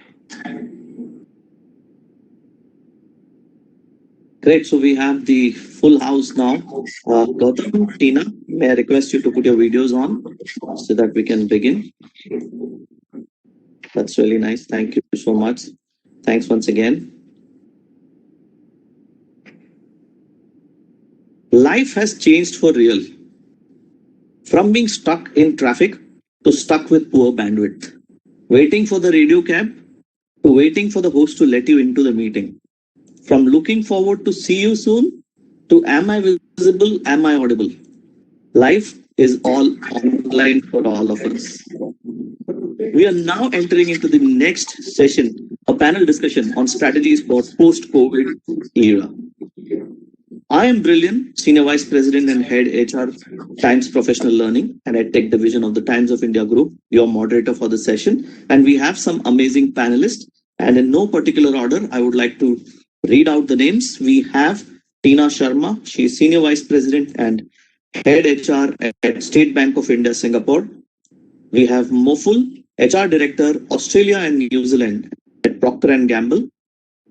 We have Vaclav, Vice President HR, T-Systems Malaysia.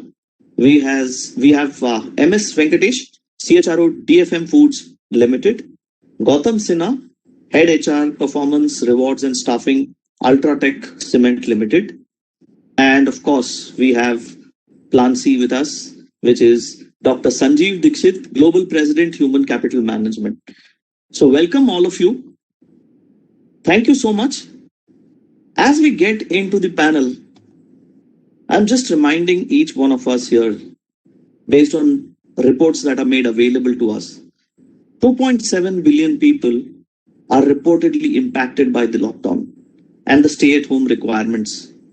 Organizations, governments, institutions have been challenged to revisit their strategies.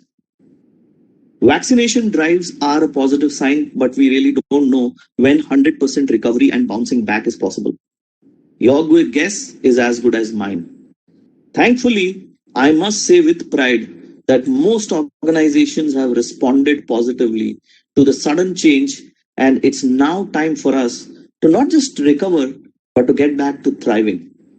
Truth be told, COVID-19 has given us an opportunity to explore the possibilities that most of us never thought was possible. Corporates are looking at life in terms of BC and AC, before Corona and after Corona.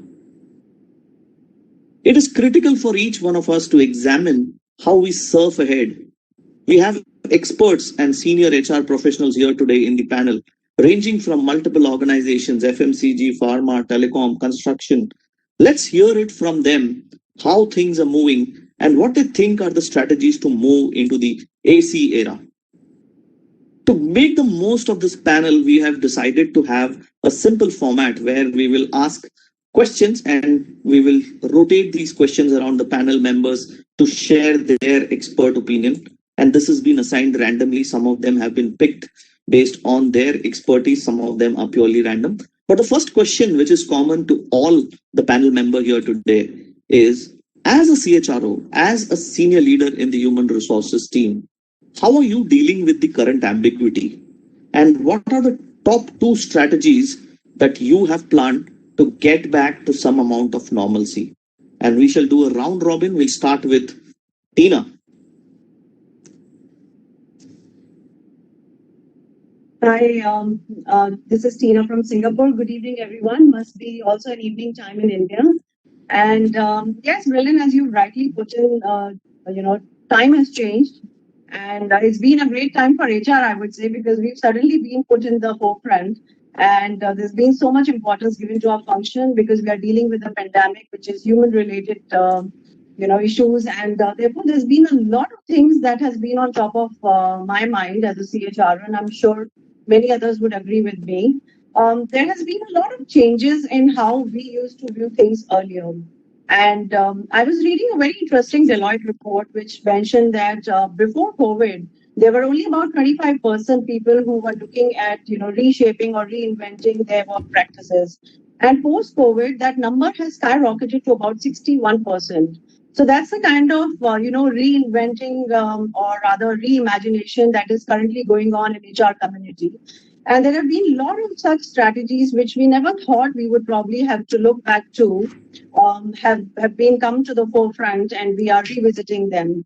So some of the trends that we have observed, which has changed with time, is that number one is the remote working. I think the entire globe is currently, have experimented this. Even traditional organization who always thought that, okay, work from home is not for my industry, work from home is not meant for my people, and things like that they were also challenged, and everybody were literally pushed and forced into a situation where people were, especially during lockdown times in most of the countries, were working from home.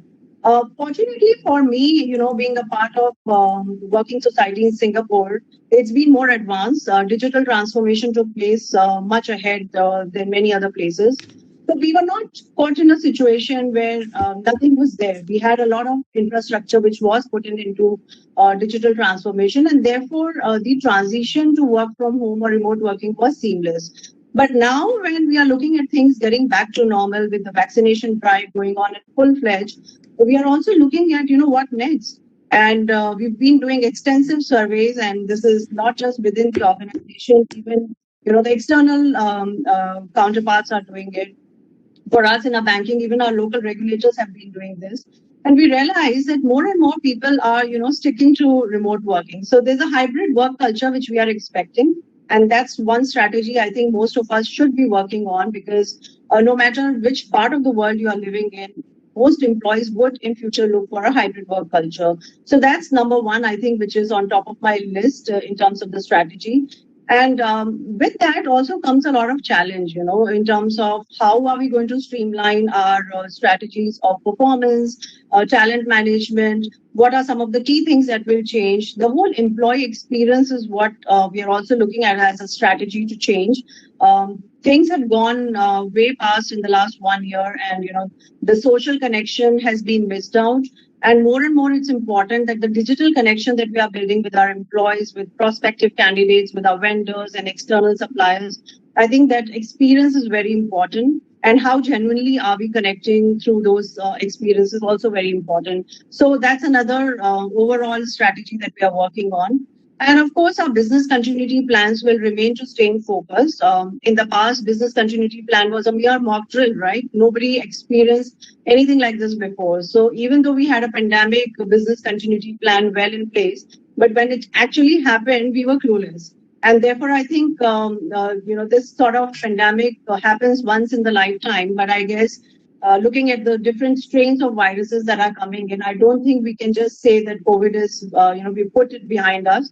I think we need to stay vigilant. We need to become more agile in terms of our practices and see how well we can shape up these strategies so that, we are not caught in an odd situation and we continue to work in progress on these strategies.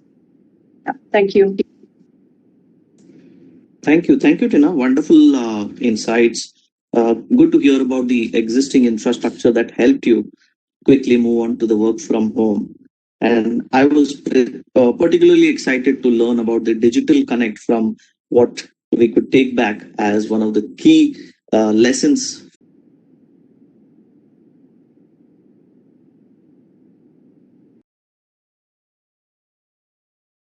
Contributing and performing. Yes, as an organization, I just put it across that our major theme has been employee safety and hygiene. That has been a forefront for the employee as well as their families. And we have done, not only in terms of showcasing and proving those things, but putting systems and processes in place that actually make an employee and their families more secure. Because, a lot of our manufacturing plants where, our larger proportion of employees are working, we don't have right now technologies where people can work from home. So how you put the technologies in place where rostering can be done, how you put the technologies in place where social distancing needs to be maintained, how you put systems and processes in place where if somebody is infected in a township, how we can provide necessary care and help to the employees and their families. Those things were put in place. Rather, every day we used to get a report out from all our 100+ locations across India. If I look at other parts of the world also, we have presence in Southeast Asia. We have manufacturing facilities there. Similar kind of learnings were put in place, and all the learnings from other businesses, other countries, they actually helped in terms of strengthening our processes. What good practices other organizations are adopting, and we were very fast in terms of looking, understanding, connecting, and building on those pieces. So our whole mantra as a process was stay safe, stay smart. Okay, so that is the major objective. If you go through and pass through this process, we all will survive. So the first part and the most important part for us is the employee care, and that always we put forefront as part of Aditya Birla Group, as part of Ultratech Cement. So thank you. That's it from my opening remarks. Thank you, Gautam, and fantastic sharing there. In fact, on a lighter note, probably Time Magazine will come out with an issue which says the digital disruptor of the decade, COVID 2019. And that's so much relevant and true. What technology and minds couldn't achieve, a pandemic achieved in just a few days or a few weeks. And you rightly said, the workplace is now open. It really doesn't matter where you are. So the world is your playground is what applies for it. And for us Indians, and I feel so happy to share this, it's the extension of the term Vasudhaiva Kutumbakam. The whole world is like a family now. We can have talent from anywhere and across. Thank you so much for sharing. We now move on to Sanjeev. Sanjeev, your thoughts on this, please. So how I see this entire experience as kind of a reality check. I think we've been talking in all these symposiums, seminars about VUCA, volatile, uncertain, ambiguous, complex. I think COVID has given a real VUCA experience to all the so-called fake and real leaders and managers. And I think that's where a lot of I will say style of management practices got exposed. And there has been two kind of approaches. One has been very knee-jerk, and one has been already part of your way of working, right? So that is how the categorization of organization or enterprises or even nation, for that matter, has happened. So I put it into form. One is semantics. So most of the time we are absolutely caught up in the semantics in terms of, okay, work from home rules, technology, support, care. Yeah, this is given. There is nothing special we are doing or expected to do. This is as given as whether it's a normal COVID or what you call normal situation, right? So semantics has to be taken care of. The second part is the thinking part. Now, as a so-called leader or a manager, what has been the learning out of this entire experience? The learning has been that conventionally we have been working like a mechanical machine, right? We need to focus on, we need to have a great plan, execute the plan, and we will achieve significant results, right? I categorize them as a plan A organizations. Okay, and that has also come out of the research that in this entire what we call last 1 year, the organization which were only believing in having a great strategy and execute that strategy approach has got a very I will say inconsistent results. Then there is second kind of a mindset called Plan B, which is backup. We need to have a great risk management plan. We need to have risk management strategy, a mitigation strategy. We enrolled a lot of external consultant to come out with risk management framework, SOPs. Again, the performance has been very inconsistent. There has been another set of organization or the leadership or mindset, and they are beyond semantics. I call it the Plan C mindset, which is primarily on culture, right? They have been always invested. COVID, no COVID. Post-COVID, pre-COVID, pandemic, no pandemic. They have been always invested in role modeling the authentic, resilient behaviors by the senior management team, which is creating ecosystem which has been inspiring people to go beyond the brief, go beyond the what you call technology support, go beyond all the kind of basic hygiene support being given at their workplaces, and they're delivering. And I call those discretionary performance, right? So what is the learning is that the companies or the leadership or the managers which were always looking at creating an environment, creating an ecosystem which inspire passion, which inspire commitment, which help them to leverage their strengths, help them to leverage their resources available in order to have a significant, consistent productivity, resulting into a kind of very smooth sail even during COVID, because they were always prepared. They never discussed the Deloitte report. They never discussed about, what kind of risk or how much usage of technology has started during COVID or post-COVID. They are not talking about Zoom fatigue. They are not talking about all these webinar fatigue. They are always indulged in, as I said, building that kind of a culture which is creating higher productivity, which is ensuring the business continuity, which is ensuring leveraging of the individual and the team strength, which is ensuring that every team member across location, India, outside India, are what you call safe and well taken care of in terms of they and their family. So these are, I call the Plan C, what you call leadership, and this has come up from the research. The Harvard Business Review 2019 end issue talks about that the technology or all the artificial intelligence, big data, and all those robots is not the challenge today in the organization. The challenge is the culture. Culture has always got a lip service, including the all HR guys.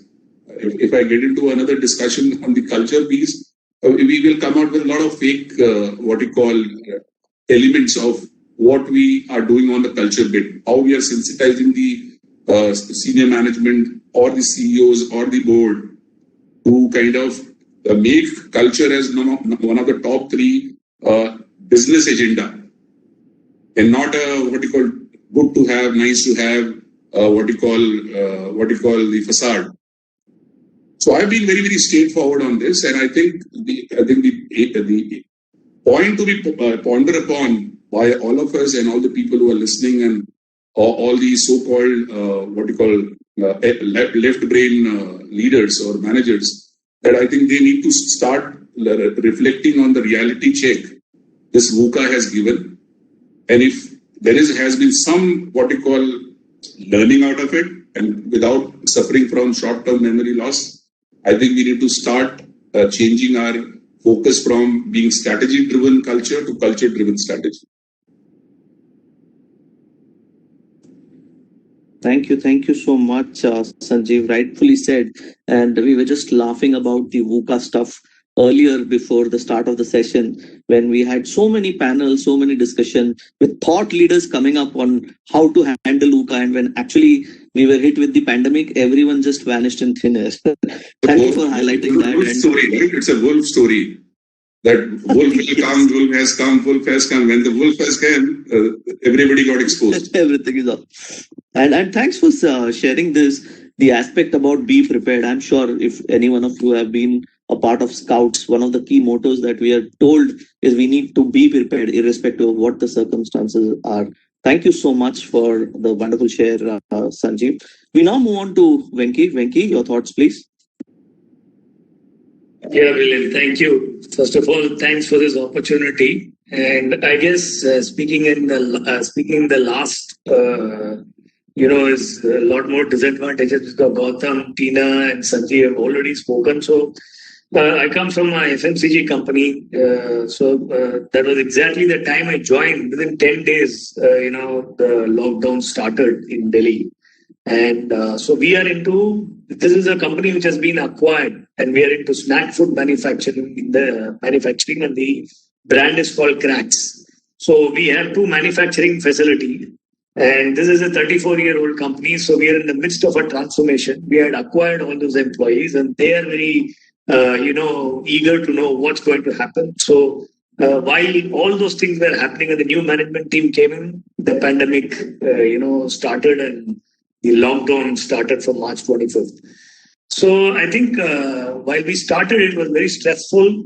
And, as everyone would do, we also took all the safety precautions and started having all the digital equipments, and we started communicating with all of them through the blue jeans, and all of those things were done. So I thought some of the key things in terms of, if I have to summarize, some of these things I saw emerging in terms of competence. There was a lot of bias for action. So though, people were very stressed and stretched and beyond the normal working hours, which they will work from office, but there was a lot of action because I felt every employee wanted to be more accountable and prove her, presence in the organization. And so there was a lot of action that started happening. And I thought there was tremendous amount of agility, saying that we had two plants and they had to operate. We couldn't stop the plant. And obviously in April, May, our revenues took a beating. So people were apprehensive whether they were going to get their salaries. So each one came out, alive, saying that, hey, listen, we need to operate our plant. How do we ensure our plant employees reach the plant? What could we do, etc.? So obviously there was leadership, and it was not the management team where, the real leaders. I think the real leaders were the blue-collared workmen who started coming to the factory. And those were the guys who ensured that the plant ran. And we ensured whatever, we had to also walk the talk. We had to, walk from the front. So we were there to ensure their safety as well. And they risked their lives and produced. And our sales guys were in the market with all the safety equipments. So they were selling. So today, though we are not at 100% on target, even to do 93-92% of the target is a remarkable achievement, I would say. So there was tremendous amount of accountability and ownership. So earlier, digital implementation used to be a challenge, saying that, I have all 100% of the people, implementation used to be a big task. But pandemic was a great opportunity where people started, realizing the value of all our digital systems. In fact, I rolled out the HRMS, during these times, and we had many amount of calls and trainings where people had a lot of queries and they got educated even better. And so cost rationalization. So all of us started looking at opportunities of saving costs. Even if we don't do revenues, how could we do EBITDA? So everybody were working for their salaries as well as incentives. So the erstwhile spending had got rationalized today. We have newer ways of looking at things, and we know where to spend, where to save. So our budget is more financially prudent. So these were some of the things we are experiencing. And as I realized, people are volunteering to come to office. I think people at different age groups have different problems in their families. So I see Mondays, the office is, at least 60-70% full. And, as Tuesdays, Wednesdays, okay, it comes to around 30%, 25%. So now people are wanting to get back to office. They're saying, okay, can we start working? So how do we get back to office? That's the real issue that we are seeing here in an FMCG kind of an environment. Because obviously working from home is also a lot more stressful. And they want better engagement by coming to offices. Thank you. Thank you, Venki, for that fantastic share. In fact, the key takeaway for me is 3 A's: accountability, agility, and accessibility. And you have exactly shared the sentiment that Gautam shared, that people have not just worked, but they have performed and excelled. And I think that in itself speaks volumes about how things can change with trust if we really want to get into transformation. We now move on to Vaclav for his share. Vaclav, over to you. Hi. Well, I think that this whole situation is really very unique, and I don't think there has ever been such a big pandemic in the past. There were a few pandemics, but there was never such a huge impact, and so many countries going for lockdowns, and it never had such a big impact on the economy, especially nowadays when the economy is so globalized and everything is connected to everything else. We are an IT company, so for us, it was, I would say, relatively easy to switch to working from home. Although the infrastructure was not ready at that point of time, but I have to say that we managed the transformation within 2 days, actually, 2 days. And I saw a very specific effect during that point of time. Like all the managers, team leads and leaders and all the employees that were involved in this transformation actually put away all the personal issues and political agenda and what is in it for me and all that. And actually everyone, and that was actually the first time I really experienced everyone working as a team. That kind of setup which you would like to have all the time, but it never really happens. But this time, you could see that everyone was just focused on the end goal and how to make it happen the fastest and the most efficient way. And all these negative aspects of organizational life went away. And it sort of reminds me of a document I saw recently about the 9/11 in US, the terrorist attacks. Actually, something similar happened there as well, when for instance, there were private boat owners, people who run boats on and off the island and transport goods and things. And they voluntarily offered their boats to rescue people from that impacted area. And it was all sort of self-organized. Somehow, I believe the humans have this kind of like self-preservation instinct or ability built inside us.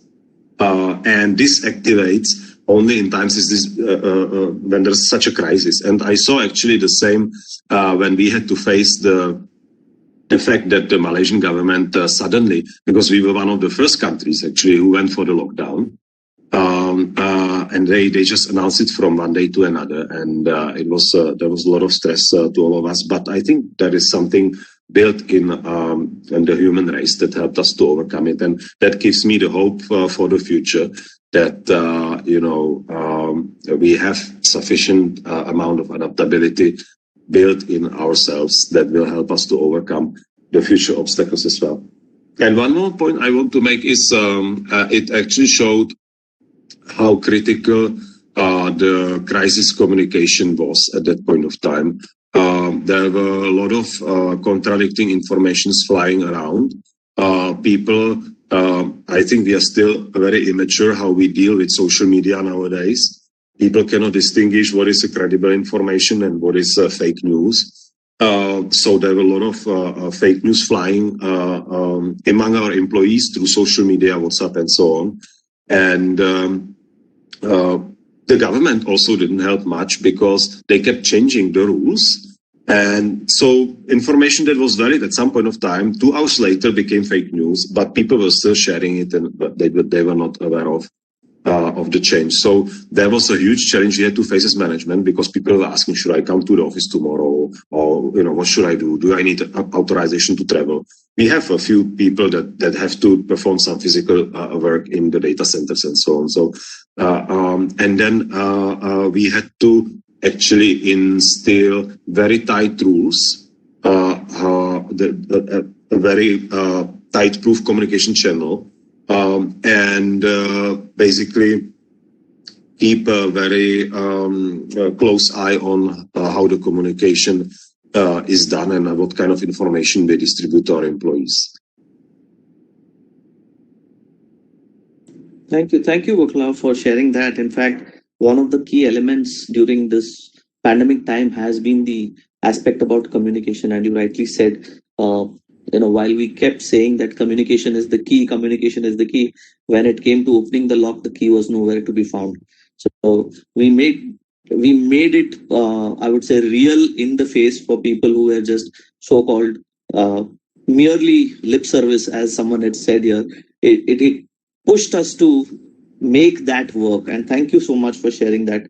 We've all loved instant coffees, 2-minute noodles, 30-minute service, but COVID actually made us move from whatever we were doing into an online based working mode in just about 2 days time. And that's also the power of collective thinking, if I were to put it, because everyone in this panel here just mentioned about how people came together, and that's the power. A crisis brought people together because it was not just about survival. It was about making sure that we face it and we fight it. Thank you so much once again. We now move on to Moful. Moful, your share, please. Thank you. And it's been wonderful listening to everyone. Good afternoon from Sydney, Australia. And of course, you know that Australia and New Zealand probably are two countries that somehow have been able to manage the pandemic. It wasn't always that way. It started also the same way with Australia and New Zealand, where it was very difficult. And I remember when we started hearing about the COVID-19 thing, it was as if it was somewhere far away in China, nothing much, it wouldn't get here.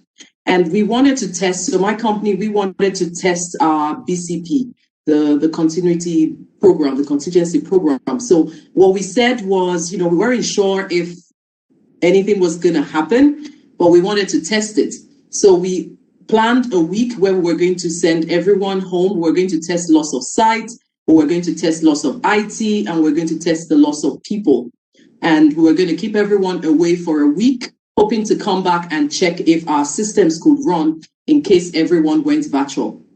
Before the end of that week, the whole country went on lockdown. So we actually never came back from that test sample we did sometime in March. One of the key things I would say, when I haven't listened to everyone, one aspect that I think has been the learning, has really been with the leadership, because everything rises and falls with leadership. And one of the key things I see that leaders have had to have had to learn is being vulnerable. There's been a level of vulnerability that we've needed to be able to keep the team engaged and to be able to keep the culture and strategy going. It had to be that, leaders had to, I say, come down from your high horse. Like every form of hierarchy, because we were all living the same thing. Whether you were the GM or you were the messenger or the driver, we all had to do homeschooling. We all had to stay at home. We all had to learn how to work from home. So the vulnerability piece had to come out at some point, or else it was difficult to really connect with people. It was difficult to say, oh, there's a reason why you couldn't join that meeting, something happened, or you're in the middle of the meeting and your dog or your child walks into the room. We had to get to that stage where being vulnerable was not seen as a sign of weakness, but was seen as a sign of compassionate leadership, where you can be vulnerable to say, this is what I'm going through, and I know you're going through the same thing yourself. And so we started building into those agendas, starting the sessions, instead of just going straight into the agenda like we normally would, you create we call it a lean-in roundtable conversation, and you just check in with everyone before you start the meeting, just in case there's someone who maybe needs help, needs support, and we also round up that way. So vulnerability, I think, was one big one that as leaders, we got to learn during this process. It's still not perfect, but we're learning that through the process. The second one, as per leaders, is being transformational. We all know the difference, with transformational leaders and transactional leaders. And, Dr. Sanjeev was talking about culture and stuff. And we know that sometimes transformational leaders are the ones who can help to re-inspire a vision, re-energize the people, bring that communication drive together to be able to create, business results that you would like. For my company, it didn't start so well. It was very tough. But as we began to walk through it, in the last 1 year, it's been the best business results we've ever had in 25 years of being in Australia. And one of the key drivers has been that being able to re-energize the vision, like doing it together with the people. We have, apart from just the schematics that Dr. Sanjeev talked about, like, having those corridor talks, virtual corridor talks, giving all these boosts that make working from home easy. A lot of those things we did, but beyond that, it was more about what matters to you. So you can imagine when we have a 2-day conversation where everyone has a one-on-one and a two-on-one with their managers and next level managers to just discuss, how are you feeling so far about the pandemic? What matters to you the most? What can I simplify in your work? And everyone created an action plan. Like typically, and every quarter, we kind of just run through it and check how that is going. So I think transformational leadership, training and coaching our middle level managers a lot, and reducing that hierarchy between the senior managers and the first level managers is one thing that I feel has helped us a bit through the pandemic. The third one, which I will touch a bit, is on this attraction, engagement, and also retention, because it is a challenge. One of the things we had to face is the pandemic forced a lot of people to rethink their lives. Like, do I really want to do this 9 to 5? There are many people who have been very busy working on planes, jumping from one meeting to the other. Now you're stuck in your family for almost one whole year. And we used to joke about it. It's either, you get divorced or you have babies or something, or you make it work. And it was very important for leaders to understand that we're all going through this together. And so what do we need to attract the right talents? We lost a few new hires at the very beginning who could not cope with having virtual managers. And so we had to recreate what our new hires network, we called it the Project Blue Mountain. And we just started rethinking what matters to you as a new hire. What can we do to keep you, even though you can't see everyone or you can't feel this culture that you're talking about. So those are ways we started bringing it in. And then in terms of coming back to the office, we never really shut down the office. It's been 1 year, but we never really shut it down, because there were some people from the very beginning who, for their mental health reasons or for different reasons, could not stay at home. So we had to find ways where, like satellite places, where a few people could meet from time to time, just to help mental health for such people. And there are those who, never really showed up in the last 9 months too, who either had babies during that period, had to take paternity leaves. What are the flexible benefits? Job sharing. we started looking into job sharing, started looking into part-time jobs. These were things that we never had thought could be accelerated the way they've been today. But then thinking about how do we help with share the load, paternity leaves, job sharing, extended leaves for people, and some of those mental health became priority in some of the things that we're doing. So we're learning along the way, but we've come a long way learning through the process and being flexible and agile to change, being flexible and agile to just change. We go into lockdown tomorrow. What do we need to do? We're back from lockdown again. What do we need to do? And working together, listening to one another, rediscovering our strengths. So, for example, the leadership team just last week, we had a strengths finder exercise all over again. Like when you're hard pressed, the real you comes out. In crisis, the real leaders. And that's something we are trying to do. If we build it from the top, it flows to the rest of the organization, and then we make sure that we keep things going. So that's what I would add. Thank you, Mofal. Thanks for that fantastic share. In fact, my key takeaway from this is, if you have to survive a crisis or a pandemic, you need to be fat. F stands for flexible, A stands for agile, and T stands for transformational. And I think you captured the gist very, very well. And it's right to say that the best way to move out of any crisis or any situation where you feel you are stuck is to keep moving. Even if you feel it's not working, you keep moving. Thank you so much for sharing. And one element which came up in one of the previous conversations was, we are in a private space of someone else, and we expect the person to be on a video on. Maybe we don't know the situation, and that's where you mentioned applies so well, that we need to be flexible to say, okay, we understand you, and that's the key essence. Taking a cue from what you said, Mofal, and the responses now we will keep it, Mofal, and the responses now we will keep it very short. This is something that has come from the audience, and it is a very interesting take. And since you touched upon it, I want to bring this up front. Digitalization is transforming HR function to ensure objective and meaningful engagement with employees. How would we ensure conventional yet effective and powerful face-to-face engagement at all levels? And I can sense the frustration that people have that we are not able to meet people. So we can have a couple of responses. Maybe Mofal, if you want to take it, Dr. Sanjeev and Tina. All right. Okay, I could start a bit and then leave it to Dr. Sanjeev to follow. I think one of the biggest things we've had to accept is this culture of I have to do face-to-face to be able to engage employees or to be able to measure performance or to feel that, presence means results. And it has been difficult. I will tell you, not every leader is there yet.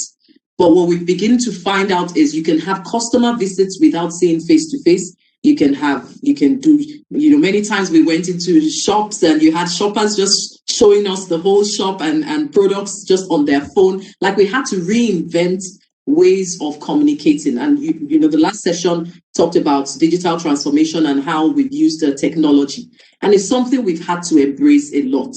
Trust comes into play very well when it comes to not being able to see people face to face. If I cannot put on my camera, do you believe that I am working? The fact that I'm not online at 8 a.m., do you believe that I will deliver the results I need to deliver? So really finding those strategic moments of redefining what are the expectations, clarifying those expectations, having those regular connects where we make sure that the expectations are clear. And I give you the freedom to not micromanage you, but the freedom to say, okay, I understand what we need to deliver. This is how I intend to do it, still considering the personal issues that I have. So it becomes more of an adult relationship and not an adult child. It's a child that you're constantly monitoring. And I see that companies that moved into this full micromanaging, you don't get the best out of employees. You will muscle through. You will also end up with attrition in some areas. But if you really want to keep your best talents, there's a level of flexibility that is important. This could allow. Those are some of the things that we're trying out. But trust has been a very important one here.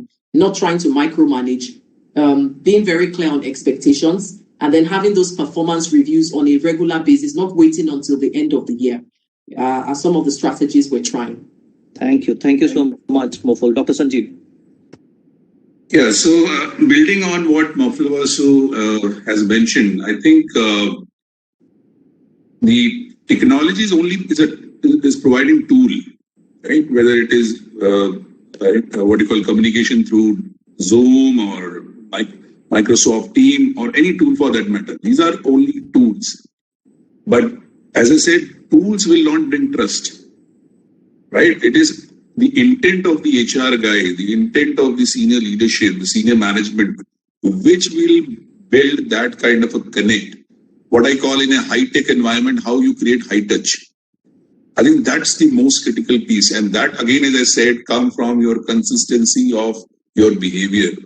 Even if I'm talking in Zoom or I'm talking 24/7 with my employees through any medium for that matter, because of the restriction of meeting one-on-one, I think that the intent is absolutely smelled by the other person on the other side. That the guy is genuine, the guy is authentic, the guy is consistent, the guy is warm, the guy is whatever he's saying, he's doing. He's not faking. There is no facade. So what all we are talking about are behaviors, right? And these are what I've been talking about, create that kind of an environment where trust is, you can say, nurtured. There is no strategy to build trust. There is no backup plan to build trust. There is no what we call tool till down in the world which has been, or even a supercomputer built, which can develop trust between people. So that the point is, this is one of the important human skill. This is one of the important human strength. I think we need to start now revisiting those strengths, those skills, and be real. I think it's a high time we should be real, come out of this entire facade of, we need to sound intelligent, we need to sound very, techie. I think we need to be very, very grounded. I think the COVID has brought everybody on the same platform, okay? Small company, big company, big leader, small leader, or so-called manager, or even a workman for that matter. Everybody is facing the same kind of a challenge, same kind of a anxiety, same kind of a concern. I think that's where I believe the intent, the sense of normalcy in your conduct is very, very critical. Behave as if nothing has happened. Behave as if you're communicating to your team member with the same warmth, irrespective it is on the platform, the way you've been doing one-on-one. And I think I can tell you, my experience suggests that once you provide that vibe of sense of normalcy to your team members, I think you get in return the same. You get in return the same, and that's where your, as I said, high bonding and high trust kind of a environment is created.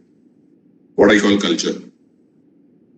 Thank you, Sanjeev, and well said about the aspect about trust. Tina, your take on this?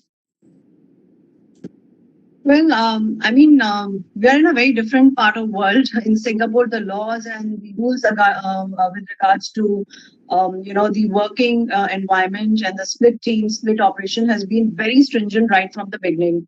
And in fact, most of the financial institutions here moved into a platform where they divided the teams into two segments, and the split team arrangements are very strictly followed. To an extent that even today, the law does not even allow the two teams who are totally on a split arrangement to be able to meet even outside of work.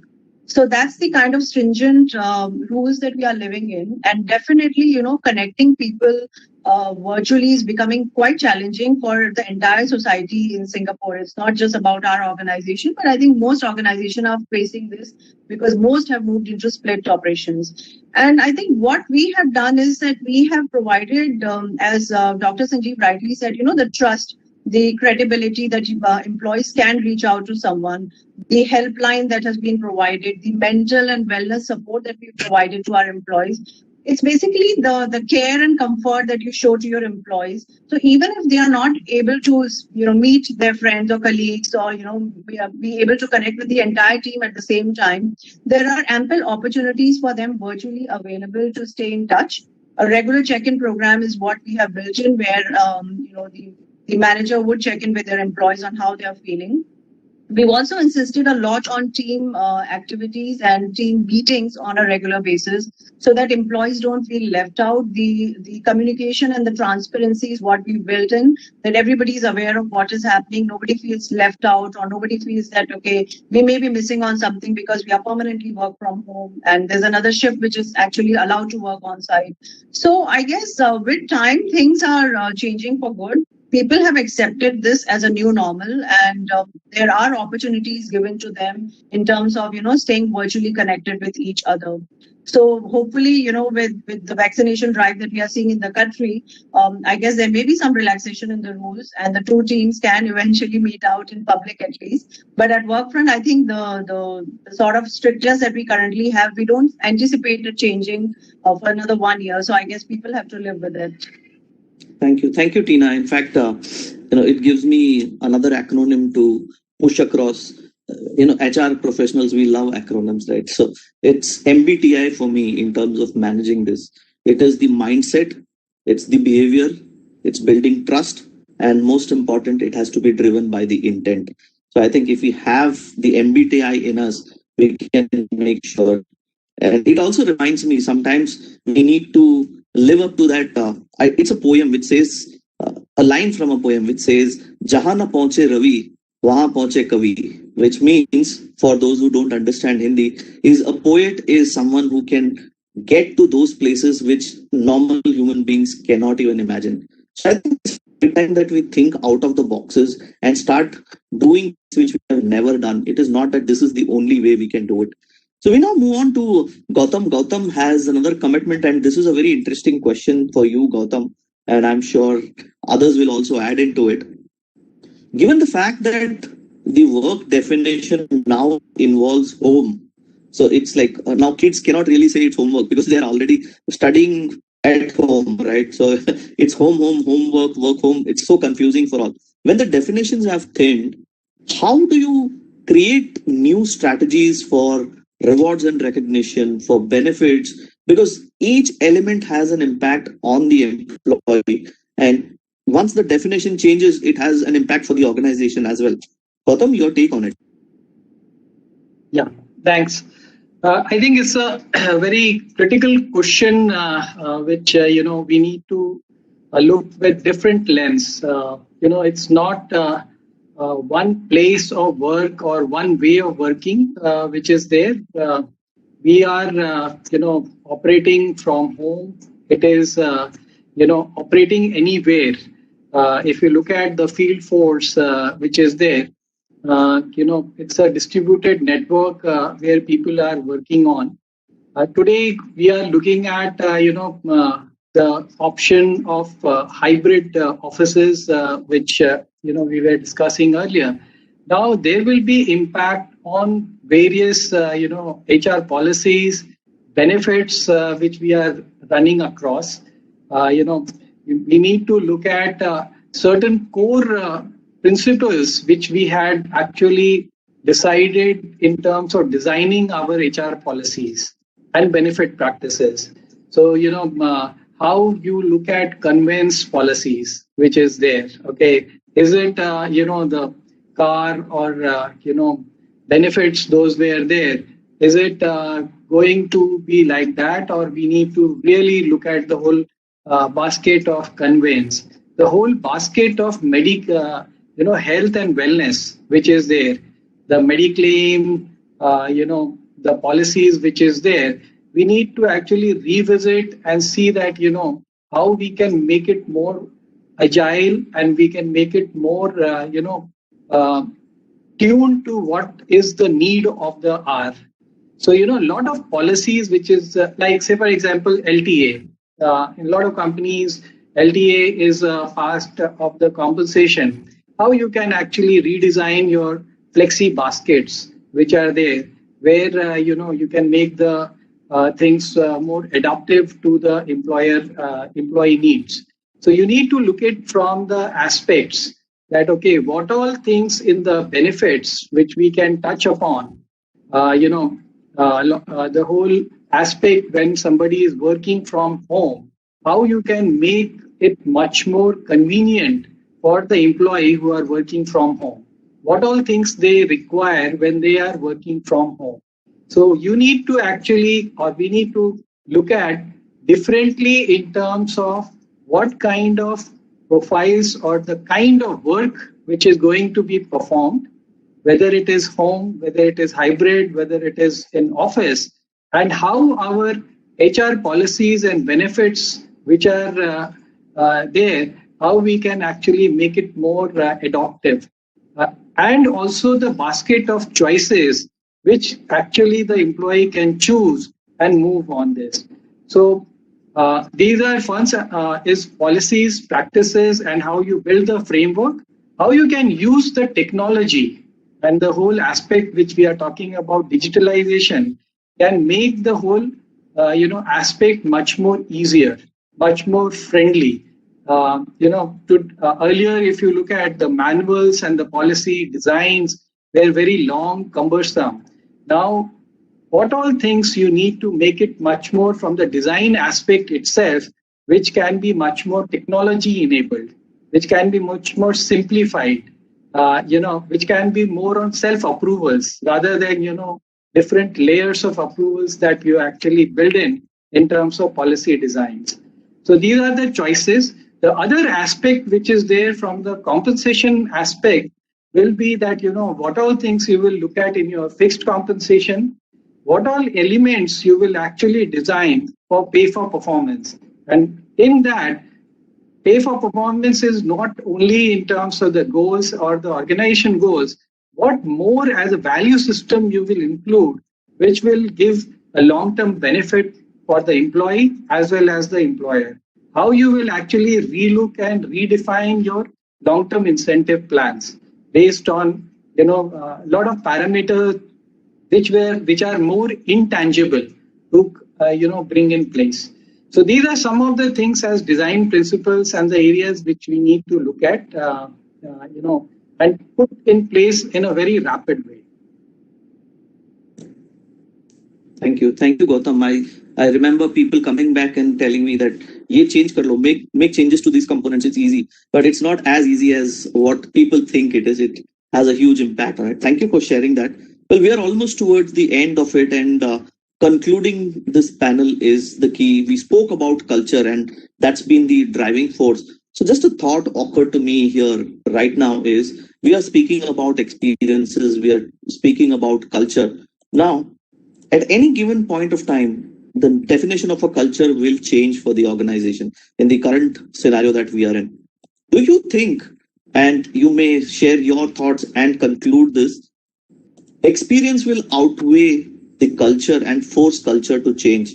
We can start with Gautam, then Venki, because both of them have to leave, and then we'll move on to the other panels. Quick summarization, Gautam, then Venki. So I think, culture is very defining parameter, which is there. And, there are a lot of intangible aspects, which, you need to build over a period. And those culture pillars and the aspects has to be led.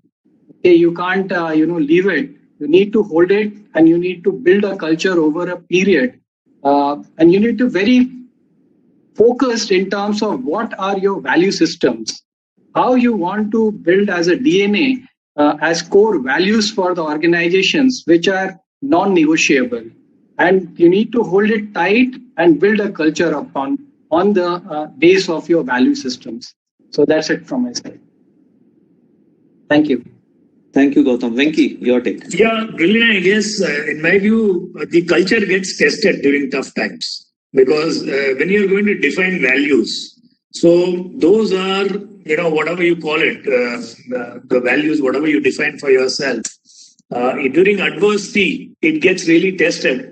And when things don't work, when things work against your business results, which you have defined as values or behaviors, And that's when how the top leadership team walks the talk is going to be tested really. So we have some of these things defined like discipline or speed or curiosity. All of these things are bias for action. So if you propagate bias for action and you don't go in the front to the market during tough times, then obviously you're not walking the talk. So I guess these are going to get tested, and it's time to act actually and walk the talk. So that's when, what authenticity gets validated of what you think, what you say, what you do. And that's how, people are watching you and they're going to, see how you, walk the talk and how you demonstrate what you say. So honestly, so we are doing that. And obviously it can't be 100%. So we need to dialogue with people, understand their sentiments, some of their value systems, and see how we can dialogue with them and align it. Thank you, Venki. Vaclav, your thoughts coming from an IT background. I'm sure there's a lot to share. Yes, I think culture is a very differentiated complex of many different things, and you can actually steer it only up to a certain extent. And as someone mentioned just a while ago, you can try to implement a culture in an organization, but in the end, it's not just about the slogans and values and what you visibly promote, but what you actually do and how you behave and how you actually act as a role model in the organization. I believe what happened definitely changed our culture in our company. I can see has shifted in many ways, and I think some of them are positive. I just would like to mention one example. The fact that sometimes when we are working from home, sometimes the personal life somehow intrudes into the working setup, like a child walks in or a cat or dog or something. I think if that happened before the Corona time and I just brought my child into the office and it would walk into the room, it would be considered non-professional. Whilst when it happens in this kind of a setup, I feel it somehow makes us more human and brings more like a personal touch into the business discussion. And actually, it's not a bad thing. It's actually very pleasant to get to know the colleagues from different sides. Like there was a senior vice president call. Our managing director had a speech, and suddenly 6 dogs started to bark, and someone opened the topic, like, how is it like to have 6 dogs in your house? And it sort of shifted the atmosphere of the whole call, which normally is very sterile and professional. So I hope we will keep the positive of the coronavirus going forward, and we overcome the negative ones. Thank you, Vaclav, for that share. And rightfully said, what used to be not normal has now become the obvious. I would not say the normal, but it's the obvious. So, Moful, your thoughts and conclusion, please.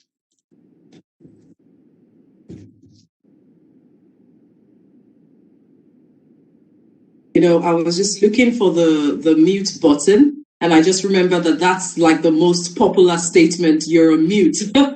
That's something we've all had to adjust to in 2020. But for sure, thank you everyone for the conversations we're having. I think it comes down to culture, it comes down to being real, it comes down to every one of us being human.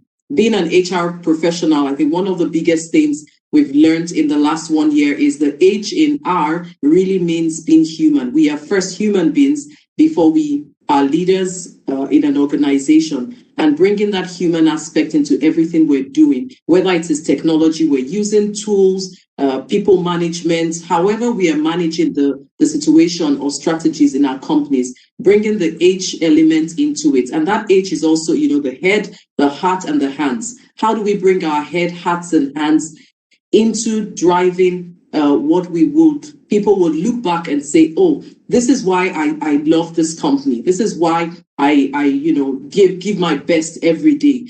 We were talking about it, I think, in one of the other sessions. To be honest, for those of us working from home, we're working longer hours. It's more than the typical 9 to 5, because now those walls of this is the time I leave the office and the time I cook and the time I go into my bedroom, it's just a few steps away.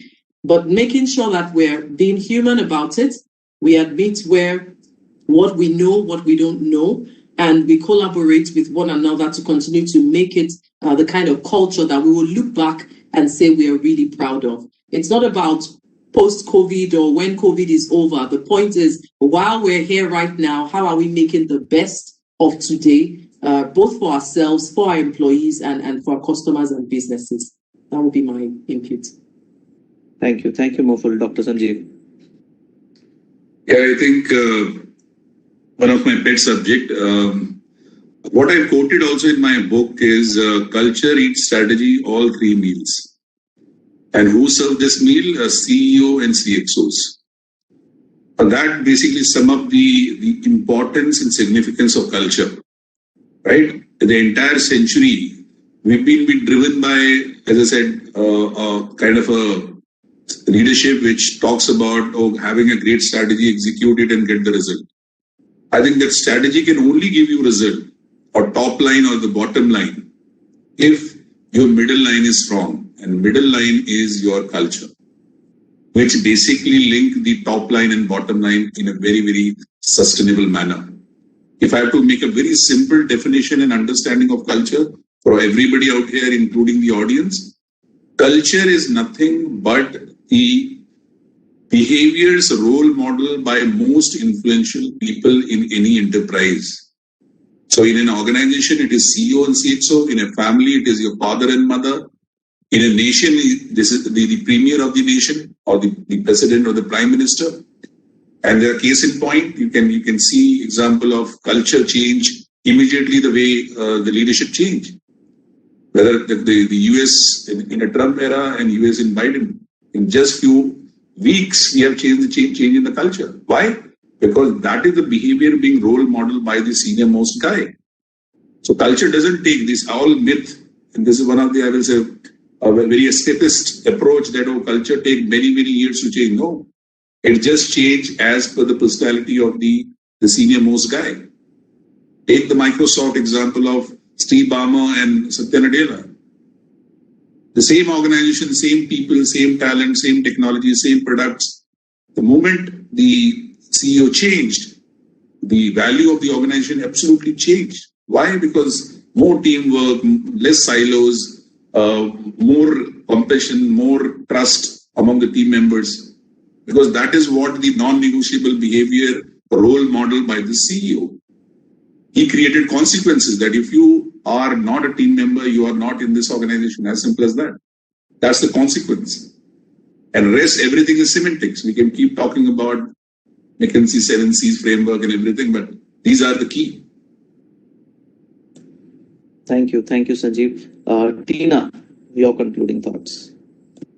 Yeah, I mean, as the other panel speakers have rightly put in, culture traditionally was all about mission values of the company, and everything was built around that. That has totally changed in the pandemic era, and it's all about the tone from the top, the connection that you are building in, the genuine relationship that you are sharing with your employees. That is one driving force for the new culture that we are looking at. And there are also a lot of things around the culture that needs to be looked into by every organization. And I mean, there is no one size fits all in this way of building your new culture. But of course, there are a lot of learnings that can be pulled in to define what is the future or the culture that you are building in. So again, showing your genuine concern towards employees and, delivering the thought that you put in and in the right manner by showing your behavior as caring employers is what is important in building this culture. So yeah, that's about it. Thank you. Thank you so much. In fact, even if we had one more hour, I think we would have continued to discuss and it would not end. But I can probably summarize by saying what we are experiencing today. Wi-Fi. That's the overall summarization. One, walk the talk. That's the critical aspect for all leaders. It's about the impact that we wish to create in the lives of people, employees, staff that we are talking about. And most important aspect, which most of us have, probably overlooked or probably not paid attention to it, is the fixing of boundaries about working from home or work and home, because it's now become an integral part for all of us. And the last but not the least, the I, which is influencing a positive culture so that we can drive the change that is required. And that is what I can summarize by saying that a fantastic panel. Thank you so much for all the inputs that you shared, Tina, Gautam, Sanjeev, Venki, Moful, and Vaklav. It's been so much fun having a chat with all of you. I have about 10 pages that I'll continue to refer. It will be a guide, and I'm sure all those online will take back a lot more. And wish you all the best. Stay in touch. Thank you so much. Stay safe. Stay healthy. The panel is now concluded, and I would like to thank the organizers for giving us this opportunity here. Thank you so much, and thank you, panel members. As we move towards the conclusion, we have one interesting announcement. There is a surprise for all the panel members from event sponsor XOXO Day. It will be in your email. If you don't get it within 5 days, contact Urvashi. She is the person who is the one who sent this message to me. So thank you so much, Urvashi. We now have Invento Robotics. Thank you. Thank you so much. Invento Robotics, the new buzz in healthcare and corporate wellness. So they have a sharing to do. Please confirm if we have the team from Invento. There is the Anuj. Yeah, Anuj. Hi. Thank you for the introduction. Hi. I am Anuj. I am from Invento Robotics. I head the business development in Middle East and India at Invento Robotics. First of all, thank you so much for this opportunity. Disintegrators is our official distributors for Invento Robotics. Having said that, I'll just directly go to the presentation. Just a minute while I share my screen.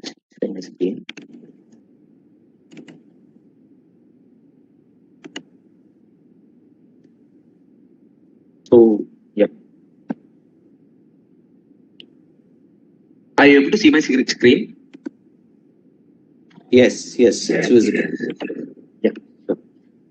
Like the name suggests, Invento Robotics is a robotics company. So we make humanoid robots like the one in picture and the one right behind me. Sorry, this is Mitri. Hello everyone, this is Mitri. Pleased to meet you. Yeah. That was Mitri, that is the female form factor of the robot, and the one in screen is the male form factor, that is Mitra. We were founded in 2016 and we have been doing a lot of deployments. We have done more than 350 deployments of robots around the world in more than 5 continents.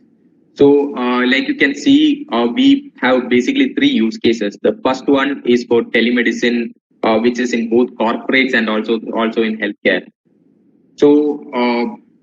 In telemedicine, what we do is basically in corporates, Mitra can provide a safe environment for the people or people to work around, to work in the corporates. It can welcome the guest, welcome the customers. It can do a thermal screening to check their temperatures, whether they are at safe limits or not. And apart from that, it can also act as a headache or stress robot. In corporates, if someone has maybe a headache or a stress, they can come to Mitra. And Mitra already has a set of doctors onboarded. And via telemedicine, Mitra can connect the person to a doctor. So the difference here from being a usual video call and telemedicine is that Mitra can take the vitals of the patient, vitals of the staff or the customer. So it is already integrated with the e-stethoscope, oximeter, and a thermal screening camera, and it also has a BMI index there with Mitri. So Mitri can take all this data, it can ask specific questions regarding the symptoms the person has regarding the headache, or if it is some symptoms also. So after having all these details, Mitra can onboard, the Mitra, that is our robot, can onboard a set of doctors and connect the person with the right doctor. So the doctor at the other end, he will have all this information at his server, the vitals, the patient history, the customer history. So everything will be at the, available for the doctor. So the doctor will be able to diagnose them, and also with the e-stethoscope, it makes the job much easier. So that's how Mitra delivers in corporate environment, and also in the hospitals, that is in the healthcare sectors, a similar telemedicine application is there. So along with the telemedicine, Mitra can also act as a visitor management robot. So that is the second use case that we are talking about. So there here basically while a customer is coming into your corporate, the Mitra will be able to welcome the customers, that is greet the customers, like what you just saw. Then it can interact with the customers. There is a whole set of data points available that it can collect their data, collect the visitors entry.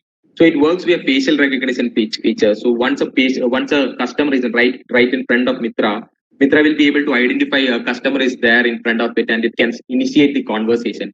So using that, it can strike intelligent conversations with the customers, ask questions to the customers, connect them to the right person. Then it can identify why the customer has come to the particular organization, and then it can direct them accordingly. So for example, in experience centers, what we do is, Mitra will be like the acting guest or the brand ambassador of the experience centers. So once a customer comes in, it can interact with the customer, and then it can identify, it can ask the customer where it wants to go, like point A, point B.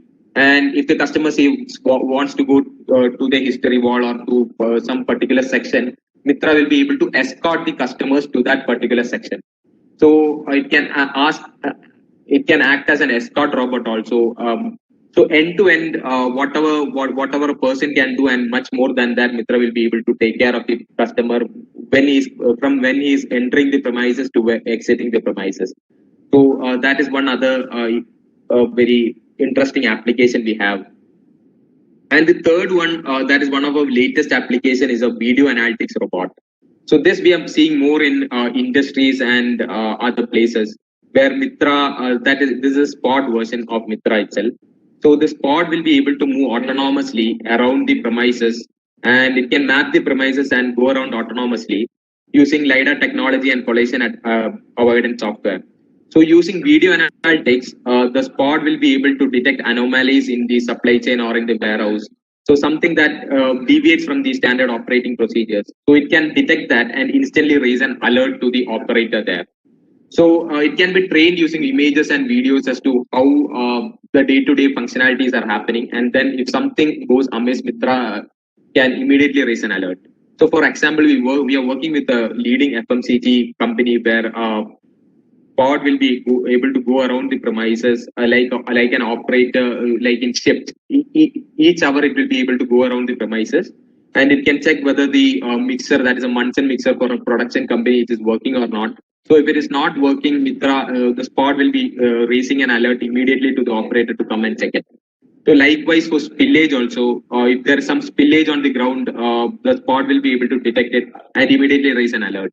So all these video analytics and raising an alert, so it can take the pictures. Even the pictures can be stored and an alert can be raised. So that is how basically the video analytics robot works.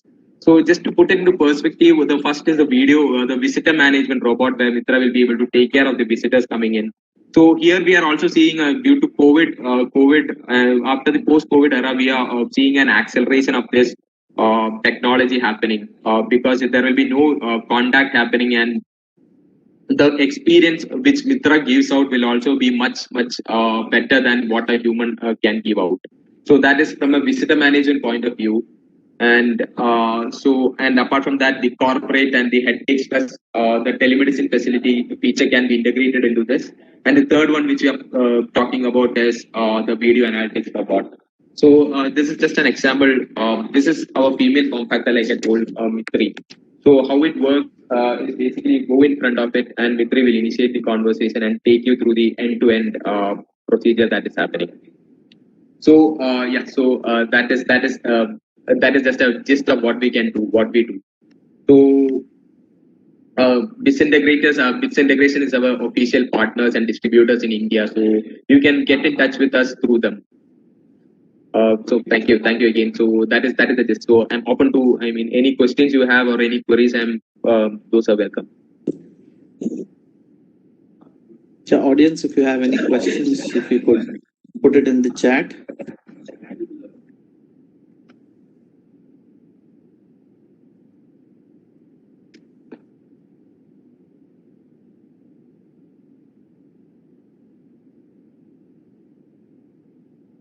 No questions. Thank you, Urvashi. Thank you, Anuj. Well, we started off by talking about how people are missing out on the touch, and we are concluding this session by talking about a robo which also coincidentally comes in with a female name. So it's all about trying to see how we can integrate technology into the world that we live in. And it's interesting times that we are all living in. We really don't know how the future would be, but what I can think of is the future is bright, the future is beautiful, and the future is in our hands. It's important that as HR professionals, as people working in the crisis, we make sure that we think beyond what is the obvious. I am reminded of what I heard from a leader way back in my early days. Standards are set by norms, but there's always a better way to do things. And it is important that as HR professionals, as leaders, as change makers, we start thinking beyond the obvious and make sure that we impact lives in a positive manner. This was India HR Summit 2021, brought to you by BIS Integration, supported by AI Gold Partners, XOXO and Inventor Robotics. It has been such a fun session. Thank you, keynote speakers. Thank you, the panel members. Thank you, the support partners. And thank you, members in the audience, for being with us. I'm sure there is a lot that we can take back to our work and implement. Wish you all good luck. Stay safe, stay healthy. See you all soon with the next edition of India HR Summit. This is Brilliant signing off for now. Goodbye.